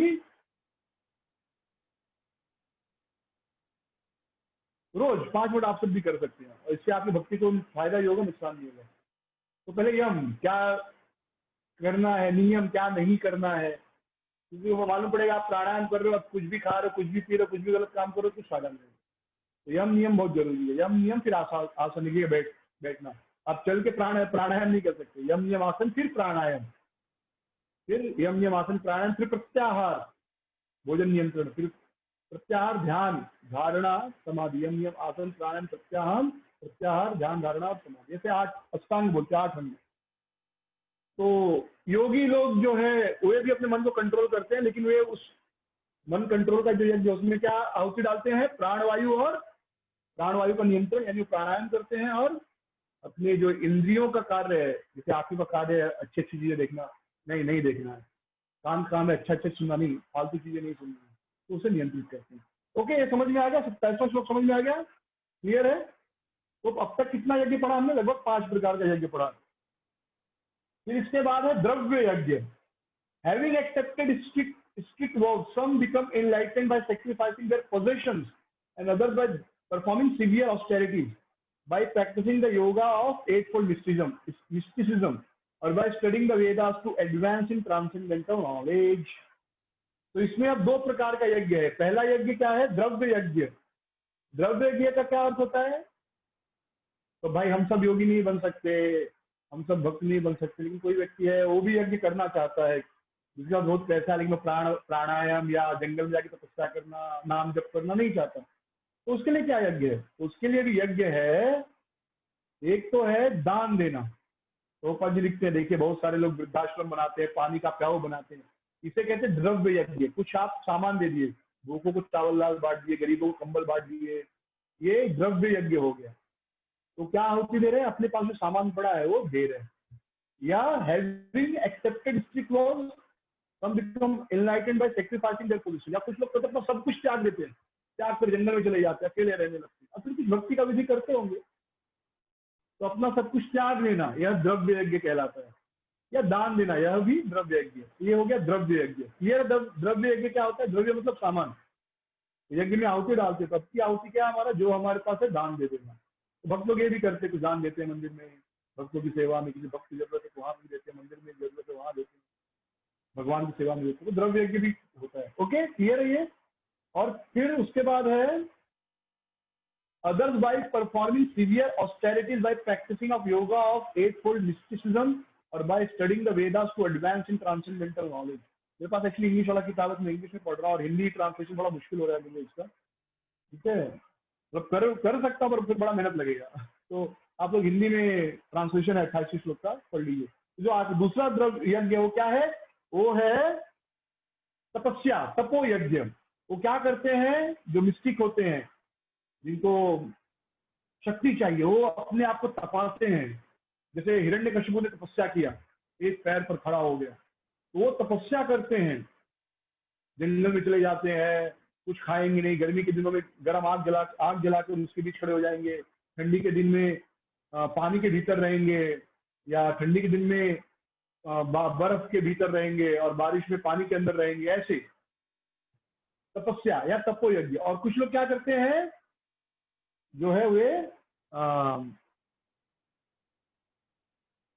वेद पढ़ते हैं, by studying the Vedas in advance to advance in transcendental knowledge. वो क्या करते हैं? वेद पढ़ते हैं। तो वेद पढ़ने में समय जा रहा है ना, तो भी क्या यज्ञ है, आप समय दे रहे हैं।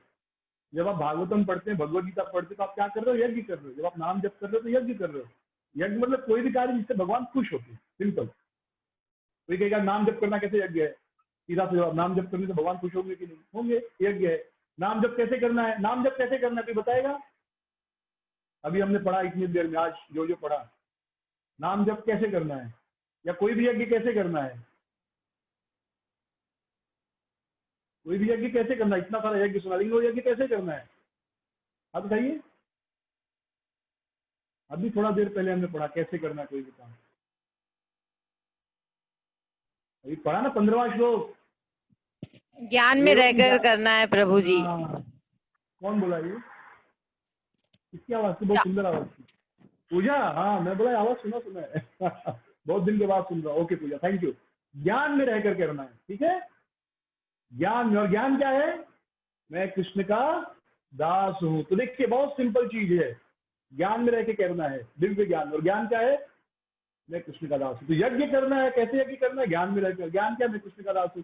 जब आप नाम जप करते इस भावना में कीजिए, जब आप भोग बनाते इस भावना में बनाइए, जब आप दान देते हैं इस भावना से दान दीजिए, मैं कृष्ण का दान हूँ, और मैं कृष्ण का दास हूँ, और यह दान देने से कृष्ण प्रसन्न होंगे। ठीक है, समझ में आ रहा है हम लोग क्या क्या डिस्कस कर रहे हैं? क्लियर है? ये कुछ टफ लग रहा है अब तक?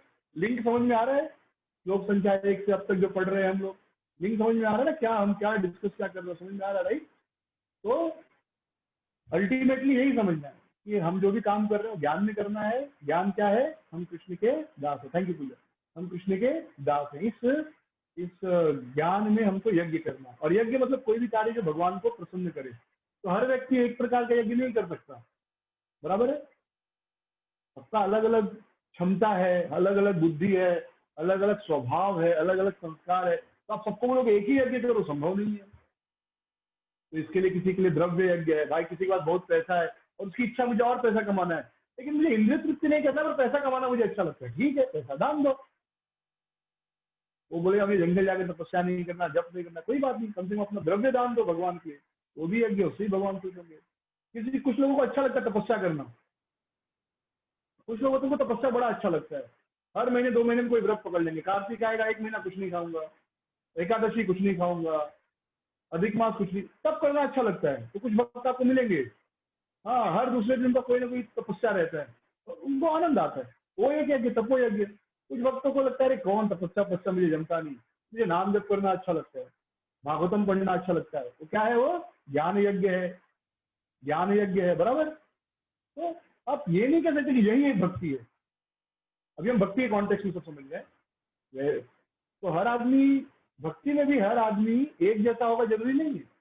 भक्ति में भी हर आदमी एक जैसा होगा जरूरी नहीं है। किसी को जप करना अच्छा लगेगा, किसी को भागवतम पढ़ना अच्छा लगेगा, किसी को प्रचार करना अच्छा लगेगा, किसी को नाम जप करना अच्छा लगेगा।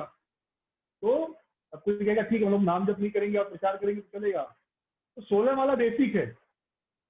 हम जब कहते किसी को नाम जप करना अच्छा लगता है, मतलब वो 16 माला के अलावा ज्यादा करता है, 32, 64, 108, 192, बाकी नहीं करता। कुछ वक्त 16 माला करते हैं, फिर प्रचार करते, किताब वितरण करते, शास्त्र पढ़ते हैं, भगवान के लिए भोग बनाते हैं, दान देते हैं। जैसे गाड़ी में पेट्रोल होना चाहिए तभी गाड़ी चलेगा, फिर उस गाड़ी में बैठ के बाद क्या काम करते हो आप? करेंगे पेट्रोल तो डालना पड़ेगा ना। वैसे क्लियर अब तक? आगे बढ़े हम लोग। ओके, तो ये हो गया 3 यज्ञ हमने पढ़ा आपको। तो कितना यज्ञ हो गया? 1, 2, 3, 4, 5, 6, 7 और 8 यज्ञ पढ़ा। 9 यज्ञ स्क्रिप्चुरल स्टडी, 9 यज्ञ पढ़ा 28 में। फिर 29वां श्लोक जो है ये ऑलमोस्ट सेम है जो हमने 2 श्लोक पहले पढ़ा था। कौन सा? तो प्राणायाम वाला, हाँ, ये 27वें श्लोक जैसा ही कुछ है। Still others who are inclined to the process of breath restraint to remain in trance practice by offering the movement of outgoing breath into the incoming and incoming breath into the outgoing, and thus at last remain in the trance, stopping all breathing. Others, curtailing the eating process, offer the outgoing breath into itself as a sacrifice. तो same है कि कुछ लोग श्वास का विधि को नियंत्रित करते हैं और अपने मन को नियंत्रित करते हैं। तो देखिए, मन को, एजिटेटेड मन को नियंत्रित करने के लिए सबसे इजी विधि है तुरंत। अगर आपको इमीडिएट इफेक्ट चाहिए, इमीडिएट, तुरंत का तुरंत फायदा होना चाहिए, तो ब्रीदिंग एक्सरसाइज सबसे बेस्ट। तुरंत अगर आपको कंट्रोल चाहिए, आपको लग रहा है कि मुझे गुस्सा आ रहा है, या आपको लग रहा है कि अब मैं कुछ भला बुरा बोल दूंगा, तुरंत श्वास छोड़िए धीरे धीरे और गहरा, और श्वास लीजिए, श्वास छोड़िए और श्वास लीजिए, धीरे धीरे, एकदम धीरे धीरे छोड़ना, एकदम धीरे धीरे। मतलब 15-20 सेकंड लगे छोड़ने में और 15-20 सेकंड लगे लेने में। 2, 3, 4 बार करेंगे, तुरंत आपको लगेगा कि हाँ अब वो गुस्सा नहीं रहा, क्योंकि हमारा मन और प्राणवायु कनेक्टेड है। तो 29वां श्लोक ऑलमोस्ट वैसे ही है। फिर प्रभुपाद जी का भक्ति में परपट देते हैं, और प्रभुपाद जी तात्पर्य में रेचक, पूरक, रेचक यानी श्वास छोड़ना, पूरक यानी श्वास लेना, और कुंभक यानी श्वास को रोके रखना। तो श्वास छोड़ा, रुक गए, फिर श्वास लिया, फिर रुक गए। अंबिका चरण गुरु जी आप अकेले अकेले हंस रहे हैं, कुछ जोक सुनाए क्या माता जी ने? हाँ, गुरु जी मंद मंद मुस्कुरा रहे हैं, प्राणायाम लगता है रोज कर रहे हैं। ओके, इसके लिए मैं बोलता हूँ सब लोग वीडियो ऑन रखते थोड़ा अच्छा लगता हो कि भक्तों को देख के। तो वो जी मंद मंद मुस्कुरा रहे हैं। ओके, ठीक है। तो इस प्रकार 29 हो गया प्राणवायु का। ठीक है, इतना तो समझा आपको? श्लोक संख्या 25 से 29 तक क्लियर है? आगे बढ़े हम लोग। 25 से 29 तक क्लियर हो गया। अब हम लोग आगे बढ़ेंगे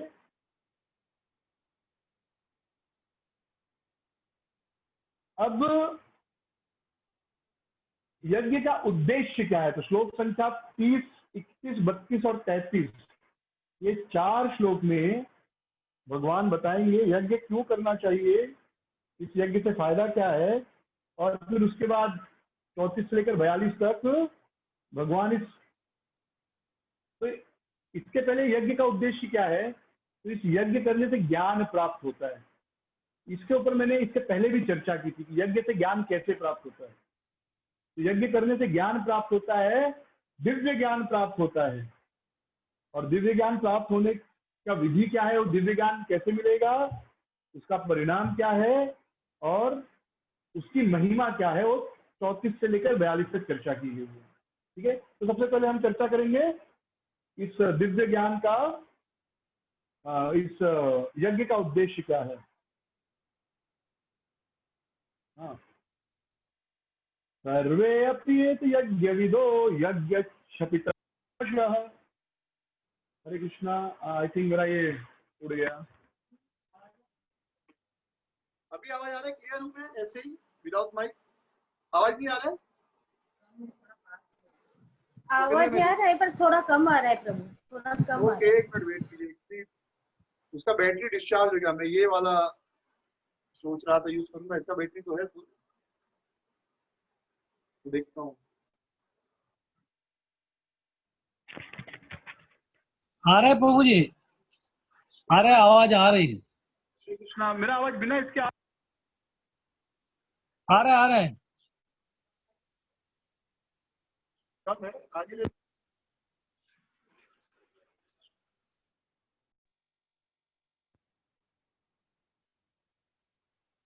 हरे कृष्णा। हाँ, अभी आवाज आ रहा है, क्लियर है? हाँ अभी क्लियर आ रहा है आवाज। आ रहा है, अच्छा से आ रहा है। आ रहा है। ठीक है, ओके, अभी आवाज क्लियर है ना? हाँ okay, thank you very much. तो 30वें श्लोक में भगवान कह रहे हैं कि यज्ञ शिष्टामृतो भुजो यान्ति ब्रह्म सनातनम सर्वे अपि एत यज्ञ। ये जितने भी सारे यज्ञ बताए, यज्ञ क्षिपति कलमशा, ये यज्ञ क्या करते हैं?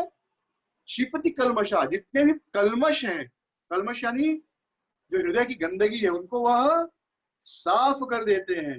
सर्वे अपि यज्ञ विदो, जितने भी भगवान ने यज्ञ बताया, देवताओं का पूजा जब करते हैं, या ज्ञान यज्ञ करते हैं, या प्राणायाम वाला यज्ञ करते हैं, या दान इत्यादि देते हैं, ये सारे यज्ञ जो है हमारे कलमश को, हृदय को शुद्ध करते हैं। यज्ञ शिष्टामृतो, यज्ञ शिष्टामृत भुजो, तो जो यज्ञ का ये जो प्रसाद है वह पाकर यान्ति ब्रह्म सनातन, व्यक्ति सनातन ब्रह्म यानी भगवान की ओर जाता है, भगवान को प्राप्त करता है। तो इसलिए कोई भी व्यक्ति कुछ भी कर रहा है भक्ति में, तो हमें ये नहीं बोलना चाहिए अच्छा नहीं है, अच्छा है, ऐसे मत करो, ऐसे ही करो। अगर वो भक्ति से जुड़ा कुछ काम कर रहा है, कम या ज्यादा, हमें उसे प्रोत्साहन देना चाहिए, ना कि अपना ज्ञान उसके ऊपर लादना चाहिए। नहीं, ये बराबर नहीं है, ये सेवा मेन है, ये सेवा मेन नहीं है, इसके लिए प्रभुपाद जी ने विशेष जोर दिया था, ये ही सेवा होना चाहिए। ऐसा कोई बात नहीं है। हर व्यक्ति का अपना क्षमता है, अपनी योग्यता है, अपना एक स्वभाव है, अपना एक टेस्ट है, उसके हिसाब से वो सेवा करेगा। तो इसके तो सबसे पहला फायदा क्या है इस यज्ञ का? हमारे सारे जो कलमश है, कलमश यानी पाप या सारे जो अनर्थ है हृदय के, वो शुद्ध हो जाते हैं। जस्ट सेकंड, परपट भी डिस्कस करेंगे। तो सभी यज्ञों का उद्देश्य क्या है? यज्ञ का एक पहला उद्देश्य है, ये तात्पर्य में प्रभुपाद जी लिखते हैं, इंद्रियों को नियंत्रित करना। तो तात्पर्य थोड़ा बताते हैं कि हमारे इस संसार में रहने का मूल कारण क्या है? इंद्रिय तृप्ति। तो इसलिए अगर हम भगवान को पाना चाहते हैं तो इंद्रियों को नियंत्रित रखना पड़ेगा। तो ये यज्ञ का पहला उद्देश्य है। कोई भी यज्ञ आप करते हो, जैसे आप अभी विवाह जैसे यज्ञ मैंने कहा, विवाह किए तो आपको अपनी पत्नी का पूरा जिम्मेदारी उठाना पड़ता है, या पत्नी को अपनी पति की जिम्मेदारी उठानी पड़ती है। तो यह यज्ञ हो गया, आप जिम्मेदारी उठा रहे हैं। तो आप ऐसे नहीं कि चलो लाइफ जैसे भी चलेगा, नहीं, पत्नी बीमार है तो आप उसकी देखभाल करनी पड़ेगी, या पति बीमार है तो देखभाल। इस प्रकार आप इंद्रिय तृप्ति से बच रहे हैं उस समय। और अगर विवाह नहीं हुआ है तो आज यहाँ कल वहां परसों वहां, कोई जिम्मेदारी नहीं, जो आया खर्चा कर दिया, कोई बोलने वाला नहीं, कुछ सुनने वाला नहीं। तो इस प्रकार हमारा इंद्रिय तृप्ति नियंत्रण होता है। दूसरा, हमारी पाप से रक्षा होती है यज्ञ जब हम करते हैं। पाप से क्या होता है? हमारा पापों से हमारी रक्षा होती है। और तीसरी चीज जो है वह दिव्य ज्ञान मिलता है। क्या मिलता है? दिव्य ज्ञान। ये 33वें श्लोक में बताया प्रभुपाद जी ने। और चौथा, one taste the nectar in this life and the next. उससे व्यक्ति को क्या मिलता है? नेक्टर प्राप्त होता है, यानी वह आध्यात्मिक जीवन प्राप्त करता है। जब व्यक्ति यज्ञ करता है तो उसके पाप नष्ट हो जाते हैं और उससे यज्ञ का प्रसाद अमृत प्राप्त होता है, जो क्या है? जो कि भगवान का धाम है। ओके, एक क्लियर है? समझ में? सिंपल था। यज्ञ करने से पाप नष्ट होते हैं। और दूसरा चीज, ये दूसरा लाइन बहुत इंपॉर्टेंट है, यज्ञ शिष्टा अमृत भुजो यान्ति ब्रह्म सनातनम। इसको अंडरलाइन कर दीजिए कि जब हम यज्ञ करते हैं तो यज्ञ शिष्टा अमृत भुजो, अमृत मतलब नेक्टर मिलता है। तो जैसे हमने चर्चा किया, नाम जप करना यज्ञ है, तो नाम जप से पाप तो नष्ट होते हैं, वो सेकेंडरी है। लेकिन नाम जप करने से का सबसे बड़ा चीज क्या है? यज्ञ शिष्टा, यानी यज्ञ करने से, यानी नाम जप करने से शिष्टा अमृत, जो यज्ञ का प्रसाद है, अमृत यानी नाम जप का जो आनंद वह मिलता है और फिर भगवान का धाम प्राप्त होता है। क्लियर है ये? ओके। तो यज्ञ क्यों करना चाहिए? यज्ञ इसलिए करना चाहिए ताकि दिव्य ज्ञान मिले, ताकि हमारे पाप नष्ट हो। दिव्य ज्ञान क्या है? हम कृष्ण के दास हैं। तो यज्ञ भी इसी भावना से करना चाहिए कि हम कृष्ण के दास हैं। ओके। 31वां श्लोक एक ही लाइन का है, क्योंकि 29वां श्लोक में 3 लाइन था। देखा आपने? जनरली एक श्लोक में टोटल 4 ही होते ना, 1 2 3 4 या 2 लाइन। लेकिन आप 29 में देखेंगे टोटल 6 है। या पूरी बड़ी लाइन करेंगे तो 3, या हाफ हाफ लेंगे तो 6 है। तो एक लाइन या 2 सब लाइन यहाँ ज्यादा है, तो 31वें में केवल एक ही लाइन है, या 2 हाफ। हाँ निशा माता जी, आपका प्रश्न है कुछ? हाँ पूछिए। यश निशा माता जी, प्रश्न है आपका? जी, स्वाध्याय यज्ञ का मतलब क्या होता है? स्वाध्याय यज्ञ? जी, स्वाध्याय यज्ञ का मतलब होता है कि वही स्वाध्याय कर रहे हैं आप, वेद पढ़ रहे हैं, भगवत गीता पढ़ रहे हैं, भागवतम पढ़ रहे हैं, स्वाध्याय ना।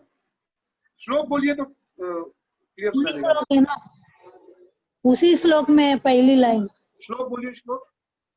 तात्पर्य में। हरे कृष्णा। एक मिनट। हाँ माता जी बोलिए। प्रभु जी 28वां श्लोक। नहीं, 30वां श्लोक है प्रभु जी। 30वां श्लोक? अच्छा, तात्पर्य में लिखा है क्या? हाँ, तात्पर्य में पहली लाइन है। तात्पर्य का पहला लाइन, एक minute. From the foregoing explanation of different types of sacrifices, namely द्रव्य यज्ञ, स्वाध्याय यज्ञ तथा योग यज्ञ। एक पहला लाइन आप बोल रहे हैं? जी जी। हरे कृष्णा। हाँ जी, पहला ही लाइन है। पढ़ू क्या? एक मिनट, पहला लाइन है प्रभु जी शायद स्वाध्याय यज्ञ का मतलब होगा सर। प्रभु जी 30th में है, उसमें स्वाध्याय है, तो मे भी स्वाध्याय का वो यज्ञ होगा जो हम लोग वेद पठन करते हैं, तो वो स्वाध्याय यज्ञ में आ जाएगा। सॉरी मेरा ब्लूटूथ कनेक्टेड नहीं था। एक मिनट, पहले मैं कंफ्यूज हो रहा हूँ। 29 या 30, 29 या 30? 30 में तात्पर्य में पहली लाइन है। फर्स्ट में ही प्रभु जी वो ब्रैकेट के पहली अंदर लाइन में है। लिखा है, अच्छा, नेमली सेक्रीफाइस ऑफ वन पोजेशन। अच्छा, अपना चीज दान देना, बराबर। फिर वेद पढ़ना। हाँ, तो स्टडी ऑफ वेद ना, वही। और फिलोसफिकल डॉक्ट्रिन। तो समझा नहीं, क्या पूछा आपने प्रश्न? स्वाध्याय यज्ञ क्या होता है, राइट? हाँ, स्वाध्याय यज्ञ क्या होता है? हाँ, स्वाध्याय यज्ञ मतलब वेद पढ़ना। अच्छा। भागवतम पढ़ना भी स्वाध्याय यज्ञ है। भागवतम पढ़ना, भगवत गीता पढ़ना। आप अध्ययन कर रहे हैं, किसके बारे में अध्ययन कर रहे हैं? तो देखिए, कोई भी यज्ञ जो भगवान को प्रसन्न करे, अब ये मैं इससे एक इस उदाहरण समझाता हूँ। कोई भी यज्ञ जो भगवान को प्रसन्न करे, तो हम कहेंगे पढ़ना ये यज्ञ है, तो न्यूज़पेपर पढ़ने से भगवान प्रसन्न होंगे। हम कृष्ण के दास है, इस रूप से यज्ञ करना है, राइट, तो ही भगवान प्रसन्न होंगे। तो अगर हम न्यूज़पेपर पढ़ेंगे तो तब तो ये भावना नहीं रहेगी कि हम कृष्ण के दास हैं। तो कृष्ण के दास हैं, उस भावना से आप भागवतम पढ़ेंगे, तो भागवतम पढ़ेंगे तो भावना आएगी कि हम कृष्ण के दास हैं, और इस भावना से आप भागवतम पढ़ेंगे, तो ये यज्ञ है और इसलिए भगवान आपसे प्रसन्न होंगे। क्लियर है ये चीज? Okay Prabhu ji, thank you Prabhu. समझ में आया स्वाध्याय यज्ञ? ओके। अब यहाँ पर बहुत इंपॉर्टेंट श्लोक है, श्लोक 31, सब अंडरलाइन कीजिए। श्लोक 31 सब लोग अंडरलाइन कीजिए। Aditya, how are you? Aditya Prabhu, mummy आई कुछ है, मतलब नानी गई, नानी है कि नहीं आज? गई ठाकुर। अच्छा ठाकुर ले आई। हाँ, नानी पहले बैठती थी आदित्य के साथ, अभी मम्मी बैठी है अभी आई बैठी है ओके। हाँ, तो ये सब लोग अंडरलाइन कर लो, बहुत इंपॉर्टेंट है। हाँ, हरि प्रतिमाता जी की नायम लोक के अस्त अज्ञास्य कुतो अन्य कुरु सत्तम, ये लिख लीजिए, बहुत इंपॉर्टेंट है, भाई चेतावनी हमारे लिए। क्या चेतावनी है? कि sacrifice, without sacrifice one can never live happily on this planet or in this life, then what then of the next life? कि बिना यज्ञ किए कोई इस संसार में सुखी नहीं रह सकता, अगले जीवन की तो बात ही क्या। समझ में आ रहा है? बिना यज्ञ किए कोई इस संसार में ही सुखी नहीं रह सकता, इस जीवन में सुखी नहीं रह सकता, तो अगले जीवन में कहां से सुखी रहेगा वो? बराबर, बहुत इंपॉर्टेंट। ये श्लोक अंडरलाइन कर दिया। भगवान बोल रहे हैं, कोई कहेगा क्या जरूरत है ये सब करने का, भगवान कह रहे नहीं करोगे तो ये जीवन में ही सुखी नहीं रहोगे, अगला जीवन तो भूल ही जाओ। अभी आप सबने सुना होगा, अधिकतर लोगों ने, वो हीरो था, क्या नाम था उसका, सुशांत सिंह राजपूत, इतना कमाया आईआईटी में, आईआईटी जो भी इंजीनियरिंग कॉलेज था, ऑल ओवर इंडिया लेवल में 7th रैंक आया था, कितना बुरा मौत मरा, चाहे आत्महत्या करके मरा हो, चाहे उसको मार दिया उसकी गर्लफ्रेंड ने, जो भी हुआ। लेकिन सोचिए भक्ति में नहीं है तो आदमी की क्या हालत होती। इतना पैसा होने के बाद भी आदमी को या तो आत्महत्या करता है या कोई मार देता है। लेकिन वही भक्ति का ज्ञान है तब ये चीज बहुत ही रेयर हो जाती है, बहुत ही कम। ऐसे बहुत से लोग हैं, आपको जानकर हैरानी होगी कि जितने फिल्म एक्टर हैं सब लोग डिप्रेशन का दवाई खाते हैं। अधिकतर फिल्म एक्टर्स साइकियाट्रिस्ट के पास जाते हैं, उनको इतना चिंता होता है। क्यों चिंता होता है? फिल्म फ्लॉप हो गई तो उनका एक बाल गिर जाए ना, उनको चिंता होती है। उनको एक आइसक्रीम खाना तो 4 बार सोचना पड़ता है, अरे आइसक्रीम खाऊंगा, वजन, स्पेशली हीरोइन, 10 ग्राम वजन बढ़ जाएगा, वजन थोड़ा और बढ़ जाएगा, एकदम 24 घंटा वो कभी रिलैक्स रहते ही नहीं। खाते वक्त भी उनको चिंता रहती है, खाते वक्त, पानी पीते वक्त, हाँ, रोज 2 घंटा एक्सरसाइज। कितना चिंता में, पैसा है लेकिन कितनी चिंता में रहते हैं वो लोग, सोचिए, हमेशा एंजाइटी में रहते हैं, क्योंकि वो यज्ञ नहीं करते। तो अगर व्यक्ति यज्ञ नहीं करे तो इसी जीवन में सुख नहीं रह सकता, अगला जीवन तो बहुत दूर की चीज है। तो प्रभुपाद जी जो है तात्पर्य बहुत सुंदर लिखते हैं। वो कहते हैं कि जो भौतिक, आप लोग तात्पर्य बाद में पढ़िएगा, मैं जस्ट एक्सप्लेन कर रहा हूँ, ये जो भौतिक इंटेंगलमेंट है, इस संसार में जो फंस गए हैं, ये ऐसा चक्र है भौतिक संसार, इस संसार से बाहर निकलना बहुत मुश्किल है। और इस संसार में फंसने का मूल कारण क्या है? अज्ञान। तो लिख सकते हैं आप लोग, whatever form of material existence one is invariably ignorant of his real situation। पहला लाइन है ना, वो अंडरलाइन कर लो। और उससे ज्यादा इंपॉर्टेंट है पहला लाइन, दूसरा, तीसरा, चौथा लाइन में है, ignorance is the cause of sinful life and sinful life is the cause of one's dragging on in material existence। अज्ञान पाप का कारण है और पाप के कारण व्यक्ति और ज्यादा संसार में फंसते जाता है। ओके, तो ये अज्ञान के कारण आदमी पाप करता है और आदमी जितना पाप करता है उतना इस संसार में फंसते जाता है। तो अज्ञान के कारण एक चक्र हो गया, अज्ञान के कारण पाप, पाप के कारण इस संसार में और फंस गया, संसार में और फंस गया, इसलिए और ज्यादा अज्ञान में चला गया, और ज्यादा अज्ञान में चला गया तो और पाप किया, और ज्यादा पाप किया तो और ज्यादा संसार में फंसा, और ज्यादा संसार में फंसा तो और ज्यादा अज्ञान बढ़ गया। समझ में आ रहा है? ये बहुत ऐसा लूप है, आप बाहर निकल नहीं सकते। It is like this. एक ऐसा एग्जांपल देता हूं, समझ, जैसे किसी को डायबिटीज है, सो डायबिटीज पेशेंट जनरली डॉक्टर के पास जाएगा, सिंपल सा चीज है, डॉक्टर दवाई देगा, डायबिटीज का दवाई देगा। अब आप डायबिटीज का दवाई लेने लगे, तो देखिए डायबिटीज का दवाई क्या करता है, ब्लड में शुगर का मात्रा कम करता है, ब्लड में जो शुगर है उसको कम करता है, ग्लूकोज को, शुगर नहीं ब्लड ग्लूकोज को कम करता है, ठीक है।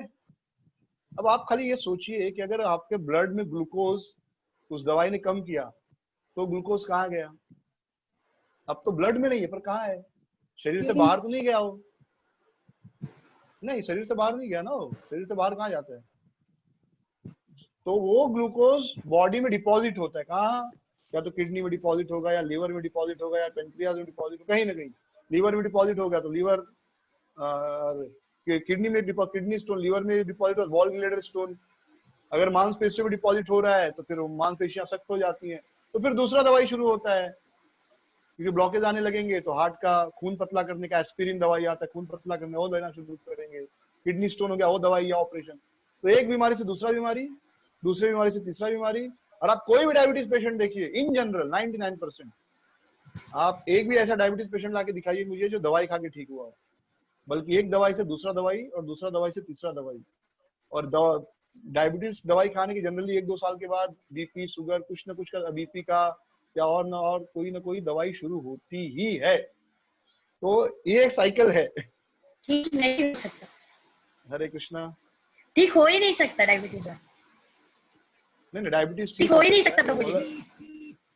कौन बोल रहा है ये, सॉरी मैं आवाज नहीं पहचान पा रहा, कौन बोल रहा है डायबिटीज ठीक नहीं हो सकता, सुने ना माता जी, मैं सुने ना माता जी, माता जी, ओके माता जी डायबिटीज ठीक हो सकता हेलो, है, लेकिन भारत में अगर आप ऐसा बोलोगे डायबिटीज ठीक हो सकता है तो आपको जेल में डाल देंगे, ठीक है, ये एक विषय अलग है, मैं इस पर चर्चा करूंगा। एलोपैथिक मेडिसिन तो हाँ ऐसा बोलिए तो एलोपैथिक से अलग ठीक नहीं हो विषय, सकता, अल्टरनेटिव मेडिसिन, हाँ तो ऐसा बोलिए ना ठीक नहीं हो एलोपैथी से, हाँ तो ऐसा बोलो ना एलोपैथी से ठीक नहीं हो सकता, ऐसा क्यों बोल रहे ठीक नहीं हो सकता है, इसी को अज्ञान कहते हैं। तो अज्ञान से एक दवाई खाए, एक दवाई से फिर दूसरा दवाई खाए, फिर और ज्यादा बीमार पड़े, फिर तीसरा दवाई लिए, तीसरा दवाई से और बीमार पड़े तो चौथा दवाई लिए, फिर और बीमार पड़े पांचवा दवाई लिए, ये साइकिल है। तो वैसे ही अज्ञान के कारण पाप करते हैं, पाप के कारण और संसार में फंसते हैं, और ज्यादा संसार में पड़ते हैं, अज्ञान और बढ़ता है, और ज्यादा पाप करते हैं, और ये साइकिल जो है चलता रहता है, इसमें कोई लूप होल नहीं है, यानी कोई छेद नहीं से आप बाहर निकल जाओ, पर केवल एक ही आपको लूप होल है, लूप होल मतलब ये सर्कल में से एक ही जगह जहां से आप बाहर निकल सकते हो, कहां से, मनुष्य जीवन, केवल मनुष्य जीवन में आप इस साइकिल से बाहर निकल सकते हो, दिव्य ज्ञान प्राप्त कर सकते हो। तो जो कृष्ण भावनामृत जीवन है वह आपको इस चक्र से बाहर निकाल सकता है। तो इन शॉर्ट प्रभुपाद जो तात्पर्य लिखते हैं उसमें मोटा मोटी वे यही बताते हैं। और प्रभुपाद जी क्या लिखते हैं कि ओके इसमें नहीं है, बाय प्रोनाउंसिएशन ओके ठीक है। तो ये क्लियर होगा, 31 श्लोक का क्लियर हो गया कि अगर हम यज्ञ नहीं करेंगे तो संसार में सुखी नहीं रह सकते, अगले जीवन में तो कभी सुखी नहीं हो सकते। और तात्पर्य प्रभुपाद जी बता रहे हैं कैसे अज्ञान के कारण हम इस चक्र में फंस गए हैं। तो मनुष्य जीवन में हमें ज्ञान प्राप्त करना है, ज्ञान प्राप्त करने के लिए यज्ञ करना चाहिए। यज्ञ किस भावना से करना चाहिए, इस भावना से कि हम कृष्ण के नित्य दास हैं। क्लियर? अगर आपको पूरा चैप्टर या पूरी भगवत गीता को एक लाइन में समझना है तो खाली इतना ही कि हमें कोई भी कर्म हम कृष्ण के दास हैं इस भावना से करना चाहिए। ऐसा कर्म यज्ञ कहलाता है और ऐसे यज्ञ से भगवान प्रसन्न होते हैं। सिंपल। आप ये 3 लाइन ध्यान रख के पूरा चैप्टर पढ़ेंगे, बड़े आसानी से समझ में आएगा। अगर ये 3, इसको क्रक्स बोलते हैं, क्रक्स। अगर ये 3 स्टेटमेंट भूल जाएंगे तो ये चैप्टर पढ़ते रहिए, कुछ नहीं समझ में, तो पढ़ते रहिए, बार बार पढ़िए, कुछ समझ में नहीं क्या चल रहा है। ओके। लेकिन भक्तों ने, प्रभुपाद जी ने, बाकी भक्तों ने, आचार्यों ने इतना अच्छा किया कि अब हम लोग पढ़ते समझ में आता है। और सबसे ज्यादा समझता कब है, जब हम समझाते हैं, उसमें माइंड सुपर एक्टिव होता है और ज्यादा समझते। इसलिए मैं ऐसे पढ़ रहा था इतना समझ में नहीं आता, लेकिन जब ऐसे चर्चा होता है तो और समझ में आता है। तो मेरा भी बहुत बड़ा स्वार्थ है काउंसलिंग देने के लिए कि इसमें मुझे समझ में आता है और अच्छे से समझ में आता है, क्योंकि समझाना है ना, तो समझाना है तो अच्छे से समझेंगे नहीं तो कैसे समझाओगे, राइट? Like that. ओके। तो अब 32वां श्लोक है, एवं बहुविधा यज्ञ विदता ब्रह्मणे मुखे कर्म जान विद्धि तान सर्वान एवं ज्ञात्वा विमोक्षये। All these different types of sacrifices are approved by Vedas, and all of them are born of different types of work. Knowing them as such, you will become liberated. तो यहाँ पर भगवान क्या कह रहे हैं, जितने यज्ञ हैं सब वेदों में बताए गए, तो आप किसी को ऐसे डिस्टर्ब मत करो, ये गलत कर रहे हो। उसकी प्रकृति, कुछ लोगों को हम भक्ति के बारे में बताते फिर भी वो नहीं आते, तो उनको ज्यादा डिस्टर्ब नहीं करना चाहिए, बताना चाहिए पहले, पर बताने के बाद भी लग रहा है कि वो नहीं आ रहा है तो उसे डिस्टर्ब नहीं करना चाहिए। बहुत से लोग आएंगे, आप देखते हैं, जैसे मंदिर में एक प्रभु जी को मैं देखता हूँ, वो बहुत सेवा करते हैं, हर संडे फीस्ट के दिन आएंगे और संडे फीस्ट का पूरा प्रसाद सेवा करेंगे। जन्माष्टमी फेस्टिवल में पूरा दिन भर रात रात के 1-1, 2-2, 3-3 दिन तक काम करेंगे, फिर दिन में अपना ऑफिस, फिर शाम को 6 बजे आ जाएंगे। ये मैं 2011 से देख रहा हूँ उनको। तो एक दिन घर पे जाना था, तो उन्होंने कहा गाड़ी में छोड़ देता हूँ। मैंने कहा ठीक है, गाड़ी में बैठे। मैं गाड़ी में बैठ गया और उन्होंने एफएम लगा, गाना सुन रहे हैं। पहले मेरा माइंड एक्सेप्ट नहीं कर रहा है, क्या कर रहे हैं मुझे, गाना कैसे,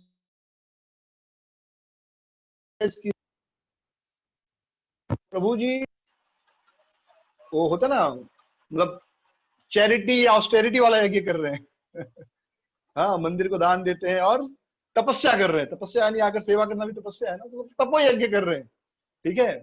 तो उनको पसंद है मंदिर में आना, क्योंकि भगवान का मंदिर है, हिंदू धर्म का मंदिर है, तो चलो कुछ तपस्या करना चाहिए। तो आज वो तपस्या कर रहे हैं, सेवा कर रहे हैं, ये भी तपस्या है, रात को 2-2 बजे तक जागना, तो ठीक है। अब उनको बोले अरे प्रभु जी आप तो भक्त, जप करना चाहिए, ये गाना नहीं सुनना चाहिए, तो वो छोड़ देंगे, वो गाना सुनना नहीं छोड़ेंगे, वो मुझे गाड़ी में बिठाना छोड़ देंगे, या मुझे मंदिर ड्रॉप करना छोड़ देंगे, हाँ, या वो मंदिर आना छोड़ देंगे, या जब देखेंगे अरे प्रभु जी आ रहा है इधर से निकल जाओ, तो फिर बोलेंगे जप करो, क्योंकि सबका एक सेम नेचर नहीं है।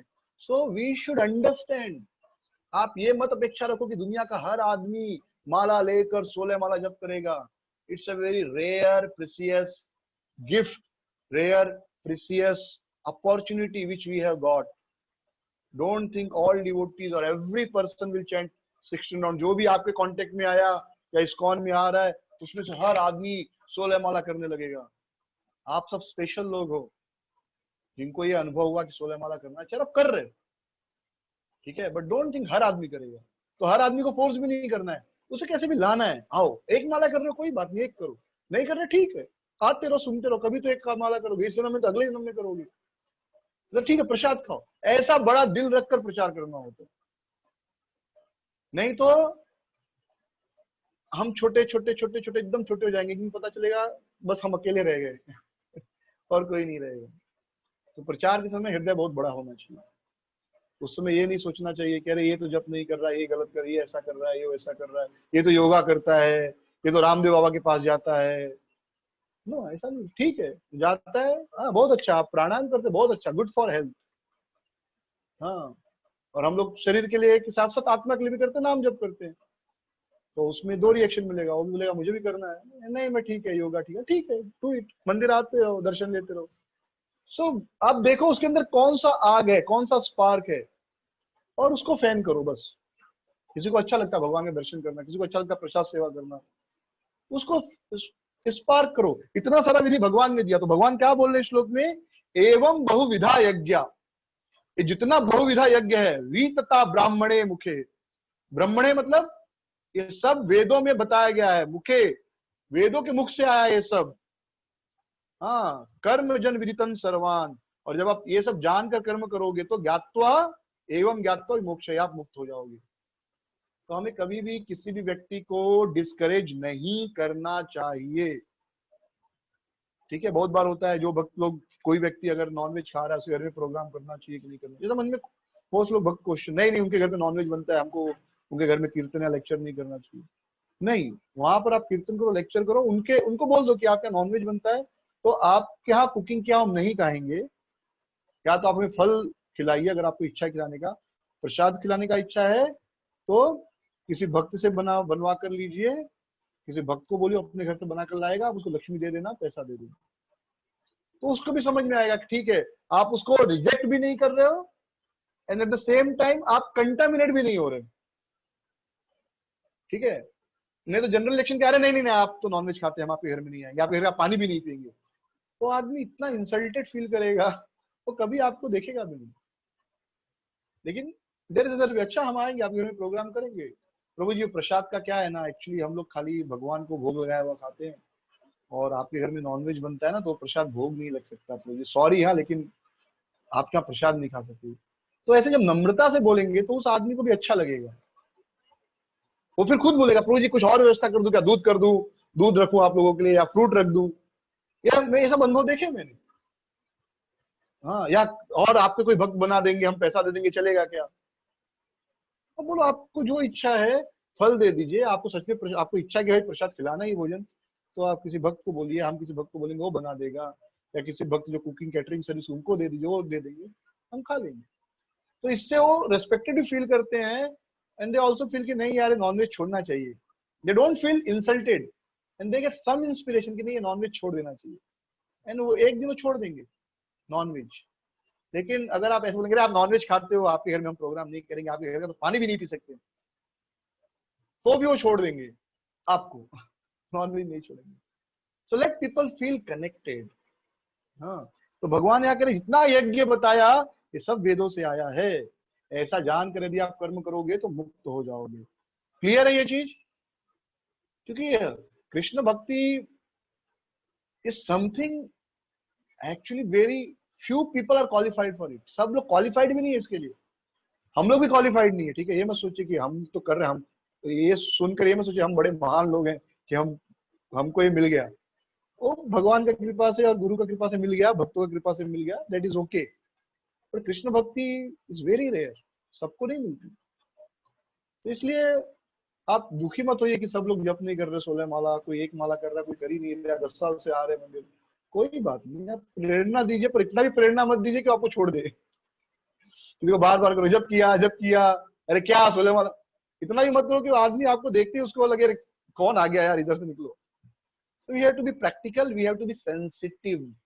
सेंसिटिव मतलब हम संवेदनशील होना चाहिए, उसकी भावनाओं को भी समझना चाहिए। हाँ, उसको गलत काम के लिए आपको प्रोत्साहन नहीं देना है, लेकिन सही काम के लिए इतना भी प्रोत्साहन मत दो कि उसको सही काम से एलर्जी हो जाए। जैसे कभी कभी होता है बच्चे माँ बाप बच्चों को पढ़ पढ़ पढ़ पढ़, तो पढ़ शब्द से बच्चों को नफरत हो जाती है। कुछ बच्चे दिन भर, मैंने देखा है कुछ माँ को दिन भर किताब ले पढ़, किताब दिन भर इतना पढ़ पढ़ बोलती कि बच्चा खाली उतना पढ़ पढ़ भी सुने तो बहुत ज्यादा पढ़ लेगा, यानी बच्चा जितना पढ़ता उससे ज्यादा तो पढ़ पढ़ बोल देते हैं। बाद में बच्चे को पढ़ शब्द से और किताब से एलर्जी हो जाती है। सो बी सेंसिटिव। दिन में एक बार बोले बेटा थोड़ा पढ़ाई भी कर लो, एक बार बोल दिया बहुत हो गया। हाँ, फिर अगले दिन खुद बोलोगे, फिर एक दिन बोलोगे, फिर एक दिन सोचेगा भाई पढ़ता हूँ थोड़ा, लेकिन दिन भर बोलोगे देखा भाड़ में गया। तो भाई तो मम्मी या पापा दिन भर बोलती है पढ़ पढ़ पढ़, कौन पढ़ने वाला है, इनका दिन का काम है। Like that. So we have to be very practical, we have to be sensitive. हाँ, तो ये 32वां श्लोक क्लियर है ये कि जितना भी यज्ञ बताएगा, कोई प्राणायाम कर रहा है, मत सोचो ये देखो रामदेव बाबा का चेला है प्राणायाम कर रहा है, अच्छा है कर रहा है, कम से कम स्पिरिचुअल एक्टिविटी में तो है। वो नॉनवेज नहीं खाता होगा डेफिनेटली, जो आदमी प्राणायाम करता है 99% लोग आपको मिलेंगे जो नॉनवेज नहीं खाते होंगे, स्पिरिचुअली इंक्लाइंड होंगे, अच्छी बात है ना। वो आपको कल आपके ऊपर कुछ तकलीफ आएगी, इस्कॉन मंदिर को कुछ तकलीफ आएगी, वो एकदम आगे खड़े रहेंगे। क्यों? क्योंकि उनको है भाई श्रद्धा है, भले जब नहीं करते हो। लेकिन अगर हम उनको बोले अरे तुम सब रामदेव बाबा को क्या फॉलो करते हो ये वो, तो खुद ही करेंगे यार ये लोग तो देखो अच्छा हुआ, ये लोग के साथ ऐसा गलत हो रहा है। राइट? तो किसी को अपना दुश्मन नहीं बनाना। हाँ, अपनी भक्ति की आग जो है उससे उसको नहीं जलाना है, भक्ति की आग से हमको खुद को तपाना है, सामने वाले को नहीं। ओके, 33rd करके विल स्टॉप टुडे। बहुत सुंदर श्लोक है ये। श्रेयान द्रव्यमयाद यज्ञाद ज्ञान यज्ञ परंतप सर्वम कर्माखिलम पार्थ ज्ञाने परिसंपायत। कि श्रेयान द्रव्यमयद यज्ञात, ये जो द्रव्य, ये जो यज्ञ है, O chastiser of enemy, the sacrifice performed in knowledge is better than the mere sacrifice of material possession. हाँ, श्रेयान द्रव्यमयाद यज्ञात, जो द्रव्य यज्ञ है, द्रव्य यज्ञ यानी अपनी चीजों को दान देना, उससे श्रेष्ठ क्या है? ज्ञान यज्ञ। ज्ञान यज्ञ यानी हम कृष्ण के सेवक हैं, इस भावना से कोई भी काम करना, ये श्रेष्ठ है। After all son of Pritha all sacrifice of work culminate in transcendental knowledge. जो कुछ भी आप कर रहे हैं, सर्वम कर्म अखिलम पार्थ, जितना भी कर्म अखिलम है, सर्वम कर्म अखिलम पार्थ ज्ञाने परिसमाप्यते। दूसरा लाइन अंडरलाइन कीजिए, सर्वम कर्माखिलम पार्थ ज्ञाने परिसमाप्यते। ये जितने भी कर्म हैं ये किस पे खत्म होते हैं? ज्ञान पर। द्रव्य यज्ञ से कौन सा यज्ञ श्रेष्ठ है? ज्ञान यज्ञ। और जितने भी कर्म है वो सारे कर्म ज्ञान यज्ञ पर कंप्लीट होते हैं, वो ज्ञान पर समाप्त होते हैं। अब मुझे बताओ कोई क्या समझा इससे? हाथ उठाइए, क्या समझा? सारे यज्ञ ज्ञान पर समाप्त होते हैं। जितने भी यज्ञ हैं अंत में उनका कल्मिनेशन क्या है? सर्वम कर्माखिलम। हाँ, चंडीचंड प्रभु, अंबिका चंड बोलिए, सर्वम कर्माखिलम पार्थ ज्ञान यज्ञम परिसमाप्यते। हाँ बोलिए प्रभु जी। सभी प्रकार यज्ञ से जिसका अंतिम लक्ष्य है वो है ज्ञान है। हाँ, अंतिम जो लक्ष्य है तो ज्ञान यज्ञ सबसे श्रेष्ठ है। नहीं वो तो लिखा है, इसका मतलब क्या हुआ? वो चीज, वही चीज आपने बताया तो बंगाली एक्सेंट में बताया आपने बस। हाँ, वो ज्ञान यज्ञ वही है जो कृष्ण परम भगवान है, हम कृष्ण के दास हैं। करेक्ट, एकदम सही। सब लोग हरि बोल बोलेंगे, हरि बोल, एकदम करेक्ट। सभी यज्ञ अंत में ज्ञान में समाप्त होते हैं, और ज्ञान क्या है? हम कृष्ण के दास, यानी हमारा सारा कर्म। म्यूट कर लीजिए प्लीज बाकी लोग जी। हाँ, तो हम जब आप बोल रहे हैं तभी ऑन रखिए, नहीं तो क्या बाकी सब भी डिस्टर्ब होते हैं। मेरे भी कान में गुनगुन होता है तो बोलने को नहीं। तो सभी यज्ञ जो है वो अंत में कहाँ समाप्त होते हैं? ज्ञान में। यज्ञ मतलब आप जो भी काम करते, चाहे आप अपने पति की जिम्मेदारी निभा रहे हैं, या पत्नी के रूप में जिम्मेदारी निभा रहे हैं, या अपने बच्चे की या माता पिता की जिम्मेदारी निभा रहे हैं, कोई भी जिम्मेदारी, हाँ, या ऑफिस में काम कर रहे हैं, जो भी, अंत में इसका समापन क्या है? ज्ञान। और वो ज्ञान क्या है? जीवेर स्वरूप है कृष्णेर नित्य दास, मैं कृष्ण का नित्य दास हूं, ये ज्ञान है कि मैं कृष्ण का दास हूं। और इसी ज्ञान के भावना से हमें सारे कर्म करने चाहिए। ऑफिस में आप काम कर रहे हैं तो हमेशा ये चेतना होनी चाहिए कि कर्म जो मैं कर रहा हूँ, इस कर्म से मुझे कुछ धन मिलेगा, और ये धन मैं कृष्ण की, विष्णु की और वैष्णव की सेवा में लगाऊंगा। और आपकी पत्नी भी वैष्णव है, वो पैसा आप अपनी पत्नी, अपने बच्चे की सेवा में लगा रहे हैं। लेकिन जब आप ये सोचते हैं कि वैष्णव की सेवा में, और अपनी पत्नी को वैष्णव रूप में देखते, बच्चे को वैष्णव, तब वह ज्ञान यज्ञ हो जाता है। जब आप अपनी शक्ति का उपयोग अपने पति की सेवा में करते हैं, अपने बच्चों की सेवा में करते हैं, तो वह यज्ञ ज्ञान यज्ञ हो जाता है। ठीक है, तो हमेशा इस भावना से कर्म करना कि मैं जो कुछ कर रहा हूं इससे मैं विष्णु और वैष्णव इनकी सेवा करूंगा, चाहे धन हो, चाहे शक्ति हो, चाहे बुद्धि हो। भगवान ने मुझे बोलने का कला दिया, थोड़ा बहुत सोचने की शक्ति दी है, उन्होंने दिया, हमारा इसमें कुछ नहीं।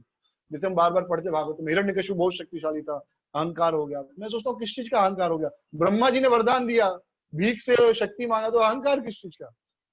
लेकिन अहंकार की शक्ति इतनी होती है कि आदमी भूल जाता है कि भाई मांग के लिया है। तो वैसे हमको जो दिया है, शरीर दिया है, बुद्धि दिया है, तो उसने दिया, हमारा अपना कुछ नहीं है। तो अहंकार होना नहीं चाहिए, लेकिन हो जाता है, हम सबको हो जाता है।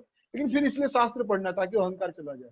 तो भगवान ने जो शक्ति दी है बोलने की, सोचने की, तो उस शक्ति से वैष्णव की सेवा कर रहा हूँ, विष्णु की सेवा कर रहा हूँ। वैसे आप सबको शक्ति दी है, किसी भक्त को गाने की शक्ति दी है, किसी भक्त को मैनेजमेंट करने की शक्ति दी है, किसी भक्त को कुकिंग करने की शक्ति दी है, किसी भक्त को पैसा देने की शक्ति दी है।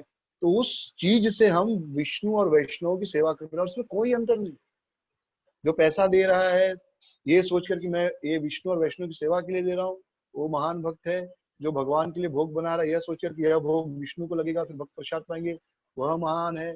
जो पूरा प्रोग्राम, सत्संग या जो भी मैनेज कर रहा है, यह सोचकर कि यह सेवा से भगवान विष्णु और वैष्णव प्रसन्न होंगे, वह महान है। इसमें कोई भी छोटा बड़ा नहीं है। और जो उस सत्संग को सफल करता है, यानी कथा सुनने आता है, यह सोचकर कि मैनेजमेंट वाले खुश होंगे, बराबर है ना? अगर हम सब मेहनत करते हैं इतना, क्या सोचिए कि बहुत सारे भक्त आएंगे, तो भक्त आते तो हम खुश होते ना। अब ये समझो आपने पूरा अरेंजमेंट किया, कुकिंग वाली माताओं ने 200 लोगों के लिए प्रसाद बनाया, मैनेजमेंट टीम ने सारा अरेंजमेंट किया, हॉल सजाया बढ़िया, स्पीकर बहुत बढ़िया लेक्चर तैयार करके आया, और सुनने वाला कोई नहीं आया, कोई खुश होगा?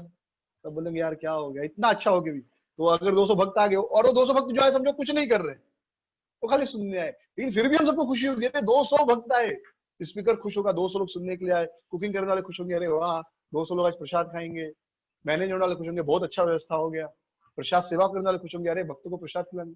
तो जो कुछ नहीं कर रहे, सुनने भी आ रहे, वो भी सेवा कर रहे हैं। सत्य है कि नहीं? नहीं तो आपका सारा मैनेजमेंट, आपका सारा बोलने की कला, आपका सारा पढ़ने की कला, आपका सारा कुकिंग कला, क्या यूज है उसका अगर कोई सुनने ही नहीं आए? So that is the way we have to see devotees, everyone. हाँ, ये नहीं सोचना चाहिए ये भक्त रोज आता है खाता है और चला जाता है। अरे उसके लिए तो आप प्रसाद बनाए तो खाया तो खुश होना चाहिए ना कि भाई मेरी सेवा सफल हो गई, खुश होना चाहिए ना। हाँ, अरे एक खाली खाता है कुछ करता नहीं। अरे आपका सेवा सफल हो गया, समझो नहीं आता तो खाना प्रसाद बच जाता ना। आप दुखी हो तो इतना मेहनत से बनाया, एक भी आदमी नहीं आया। या जो स्पीकर है बहुत मेहनत से लेक्चर तैयार किया, 5-6 दिन 10 दिन पढ़ाई करके भाई स्पेशल लेक्चर देना, एकदम बढ़िया लेक्चर, और सुनने कोई नहीं आया। तो हर भक्त सेवा कर रहा है, जो खाली सुन रहा है वो भी, और जो सुन रहा है और कुछ कर रहा है वो भी। ठीक है, तो पॉइंट इज हमको इस तरह क्यों सोचना है, ताकि हम हमेशा नम्र बने रहें, अपने आप को नम्र बनाए रखने के लिए इस तरह सोचना है। और यह गलत नहीं, ये सही बात है। अदरवाइज आपका सारा बोलने की कला, सारी टेक्नोलॉजी का क्या यूज अगर कोई सुनने ही नहीं आए तो। ना कोई माता जी समझो बहुत अच्छा प्रसाद बनाती है, भोग बनाती है, बना भी दी, भगवान को भोग भी लगाई, लेकिन जब भक्त खाने ही नहीं है तो क्या फायदा है उसका। किसी के पास बहुत पैसा है, दान दे के बहुत बड़ा प्रोग्राम अरेंज कर सकता है, उसने दान देकर प्रोग्राम अरेंज किया, कोई आया ही नहीं सुनने, क्या लाभ हुआ उस दान का। तो पॉइंट इज हर आदमी का सेवा इंपॉर्टेंट है, that is the way we should see. तो हम कुछ भी कर रहे हैं वो विष्णु और वैष्णव की खुशी के लिए कर रहे हैं, यह ज्ञान है। अंतिम में हमारा सारा कार्य, सारा यज्ञ, चाहे भागवतम पढ़ना हो, चाहे नाम जप करना हो, भक्तों के लिए बोल रहा हूँ, भक्तों के, अदरवाइज नॉर्मल सेंस में भी जो द्रव्य यज्ञ कर रहा है, ज्ञान यज्ञ कर रहा है, प्राणायाम कर रहा है, अंत में उनको भी यही रियलाइज करना है कि कृष्णस्तु भगवान स्वयं।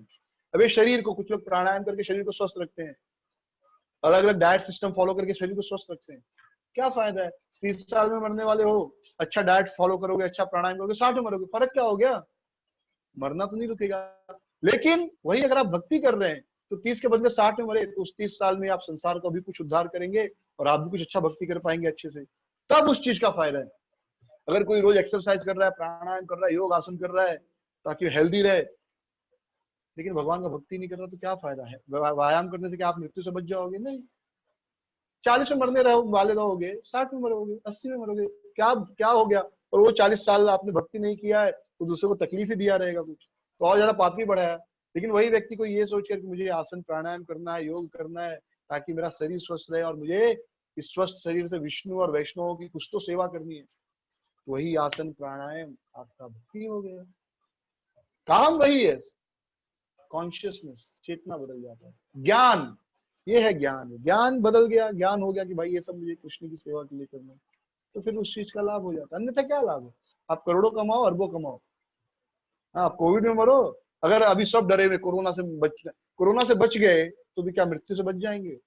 अभी नहीं मरेंगे, 20 साल बाद मरेंगे, 40 साल बाद मरेंगे, बच जाएगा कोई? सब मास्क लगा के घूम रहे हैं, बच जाओगे? मृत्यु मास्क देख के क्या नहीं आएगी? आएगी। बीच में बीमार था, ये सच है, जैसे हम बीमार होते हम सबको डर लगता है। बीमार था, बोला कहीं कोरोना तो नहीं हुआ है, लगता है जाने का टाइम आया, फिर मैंने सोचा गए तो गए, और चलो अभी बच भी गया मैं, तो अगले 20 साल बाद 30 साल मरूंगा, मृत्यु से नहीं बच सकता, तो अभी क्यों डरना है? अभी क्यों डरना है? डरना नहीं है, ठीक है? अभी या बाद में मरना तो है। आज बच गए तो क्या बच, या अभी हम कभी कभी डरते हैं एटम बम फेंकेगा पाकिस्तान या कोई चाइना, मर जाएंगे, ऐसा थॉट आता है जब हम सुनते बहुत टेंस हो गया है सिचुएशन, अरे युद्ध होगा तो क्या होगा? अरे समझो युद्ध नहीं होगा तो भी क्या मृत्यु से बच जाएंगे? चलो युद्ध नहीं होने वाला, मृत्यु से बच जाएंगे? नहीं, तो डरना क्यों? भक्त को तो बिल्कुल नहीं डरना चाहिए, ये है ज्ञान। जब तक जी रहे हैं हरि का नाम लेंगे, शरीर छोड़ेंगे फिर भी हरि का नाम लेंगे, चिंता किस बात की? तो मैं ये नहीं कह रहा हूँ डर नहीं लगता है, मुझे डर नहीं लगता, मुझे भी डर लगता है, लेकिन डर के बाद तुरंत ये चीज मेरे मस्तिष्क में आती है कि आज बच गया तो क्या बच जाऊंगा हम इसमें, 10 साल बाद तो मरूंगा, 20 साल बाद तो मरूंगा। हाँ, तो डर हम सबको लगता है। हो सकता है कुछ महान वैष्णव जिनको बिल्कुल डर नहीं लगता, लेकिन मुझे लगता है पहले झटके में, हाँ अरे ऐसा हुआ, तो सेकंड थॉट आता है अभी बच गया तो क्या बाद में बच जाऊंगा? नहीं। तो हमारा सारा ज्ञान अंत में किस लिए होना चाहिए? हम कृष्ण के दास हैं और विष्णु और वैष्णव की सेवा। So this is the way how we should change our thinking process. तो ये जो चैप्टर है, ये चैप्टर क्या ऑलमोस्ट सारे चैप्टर पूरी भगवद गीता हमारा थॉट प्रोसेस चेंज करने के लिए, अर्जुन भगवत गीता पढ़ने के पहले भी क्या करने वाला था? लड़ाई करने वाला था। भगवत गीता सुनने के बाद भी उसको क्या करना था? लड़ाई करना था। चेंज क्या हो गया, या क्या चेंज करना चाहते थे भगवान? Thought process. तो हमें अपनी सोच बदलनी है। बाकी तो जैसा सब जी रहे भक्त भी वैसे ही जीते। भक्त थोड़े कुछ अलग कुछ करते हैं, वो भी खाना बनाते हैं, वो भी नाचते हैं, बस सोच बदलते कि नाचना कृष्ण के लिए है, भोजन कृष्ण के लिए बनाना है। So we have to change our thought process. बाकी कपड़ा चेंज करके और वो सब, उससे नहीं फर्क पड़ने वाला, हमें अपना सोच बदलना है। तो ये जो चैप्टर है ऑलमोस्ट कंप्लीट हो गया। अब 34 से 42 यानी ऑलमोस्ट 34, 7 चैप्टर और 9 श्लोक हैं। तो ये हम लोग कल डिस्कस करेंगे और ये चैप्टर मैं कंप्लीट कर दूंगा कल। तो कल थोड़ा सा please adjust your schedule in such a way कि हम 7 बजे मिल सके। मुझे थोड़ा बाहर जाना, मुझे आते आते थोड़ा लेट हो जाएगा, बट मैं चाहता हूँ कल करें। मैं थका भी रहूंगा, पर पूरा कोशिश करूंगा 1 घंटे एटलीस्ट करने का। वर्स्ट केस में ही कैंसिल करूंगा। तो देयर आर 1% चांसेस, ठीक है, to be safe side. 1% chance है कि कल नहीं होगा, 1%, 99% होगा, ठीक है। Okay, so will stop here. किसी का कुछ प्रश्न है तो प्लीज पूछिए, कुछ नहीं समझ में आया सो वी कैन डिस्कस, और अदरवाइज विल स्टॉप। होमवर्क, जिन भक्तों ने होमवर्क नहीं सबमिट किया है या जिसने सबमिट भी किया है, स्पेशली कौन सा होमवर्क? श्लोक संख्या 5 से 15 वाला निबंध लिखना था ना, 5 से लेके 15 तक वाला। अगर आपने सबमिट किया तो फिर से मुझे भेजिए, क्योंकि उस बार मैंने जिनका चेक भी किया बहुत फास्ट चेक किया, क्योंकि मुझे कुछ सेवा और तबियत वगैरह तो ठीक नहीं थी। मैं क्विक देखा, अच्छे से देख नहीं पाया, पढ़ नहीं पाया। कुछ भक्तों ने भेजा, कुछ ने तो नहीं भेजा, और एक प्रभु जी ने शायद आज भेजा। तो आप फिर से भेजिए, जिसने भेजा था फिर से भेजिए, जिसने नहीं भेजा था वो क्या कहते हैं, वो तो भेजना ही है उनको। यस सुनैना माता जी कहिए। प्रभु जी आज ही भेजा है अच्छा, मैंने, तो अभी मैं देखता हूँ, थोड़ी देर पहले, तो भेजू वापस? नहीं आज ही भेजा तो मैं देख लूंगा। मैं एक्चुअली आज किसी ने भेजा पर मुझे ध्यान भी नहीं आ रहा, क्योंकि इतना सारा सुबह मीटिंग था, कल मीटिंग था, बहुत सारा मीटिंग दिमाग पूरा उधर घूम रहा था। मैं आया ही 3 बजे, मैं आगे प्रसाद 3 बजे खाया। हाँ, फिर थोड़ा बहुत काम था, ठीक है। So will stop. और किसी कुछ प्रश्न? सबको क्लियर है ना? ये समझ में आ रहा है सबको? इतना समझ में आया ना? नहीं भी समझ में आया तो खाली इतना याद रखिए।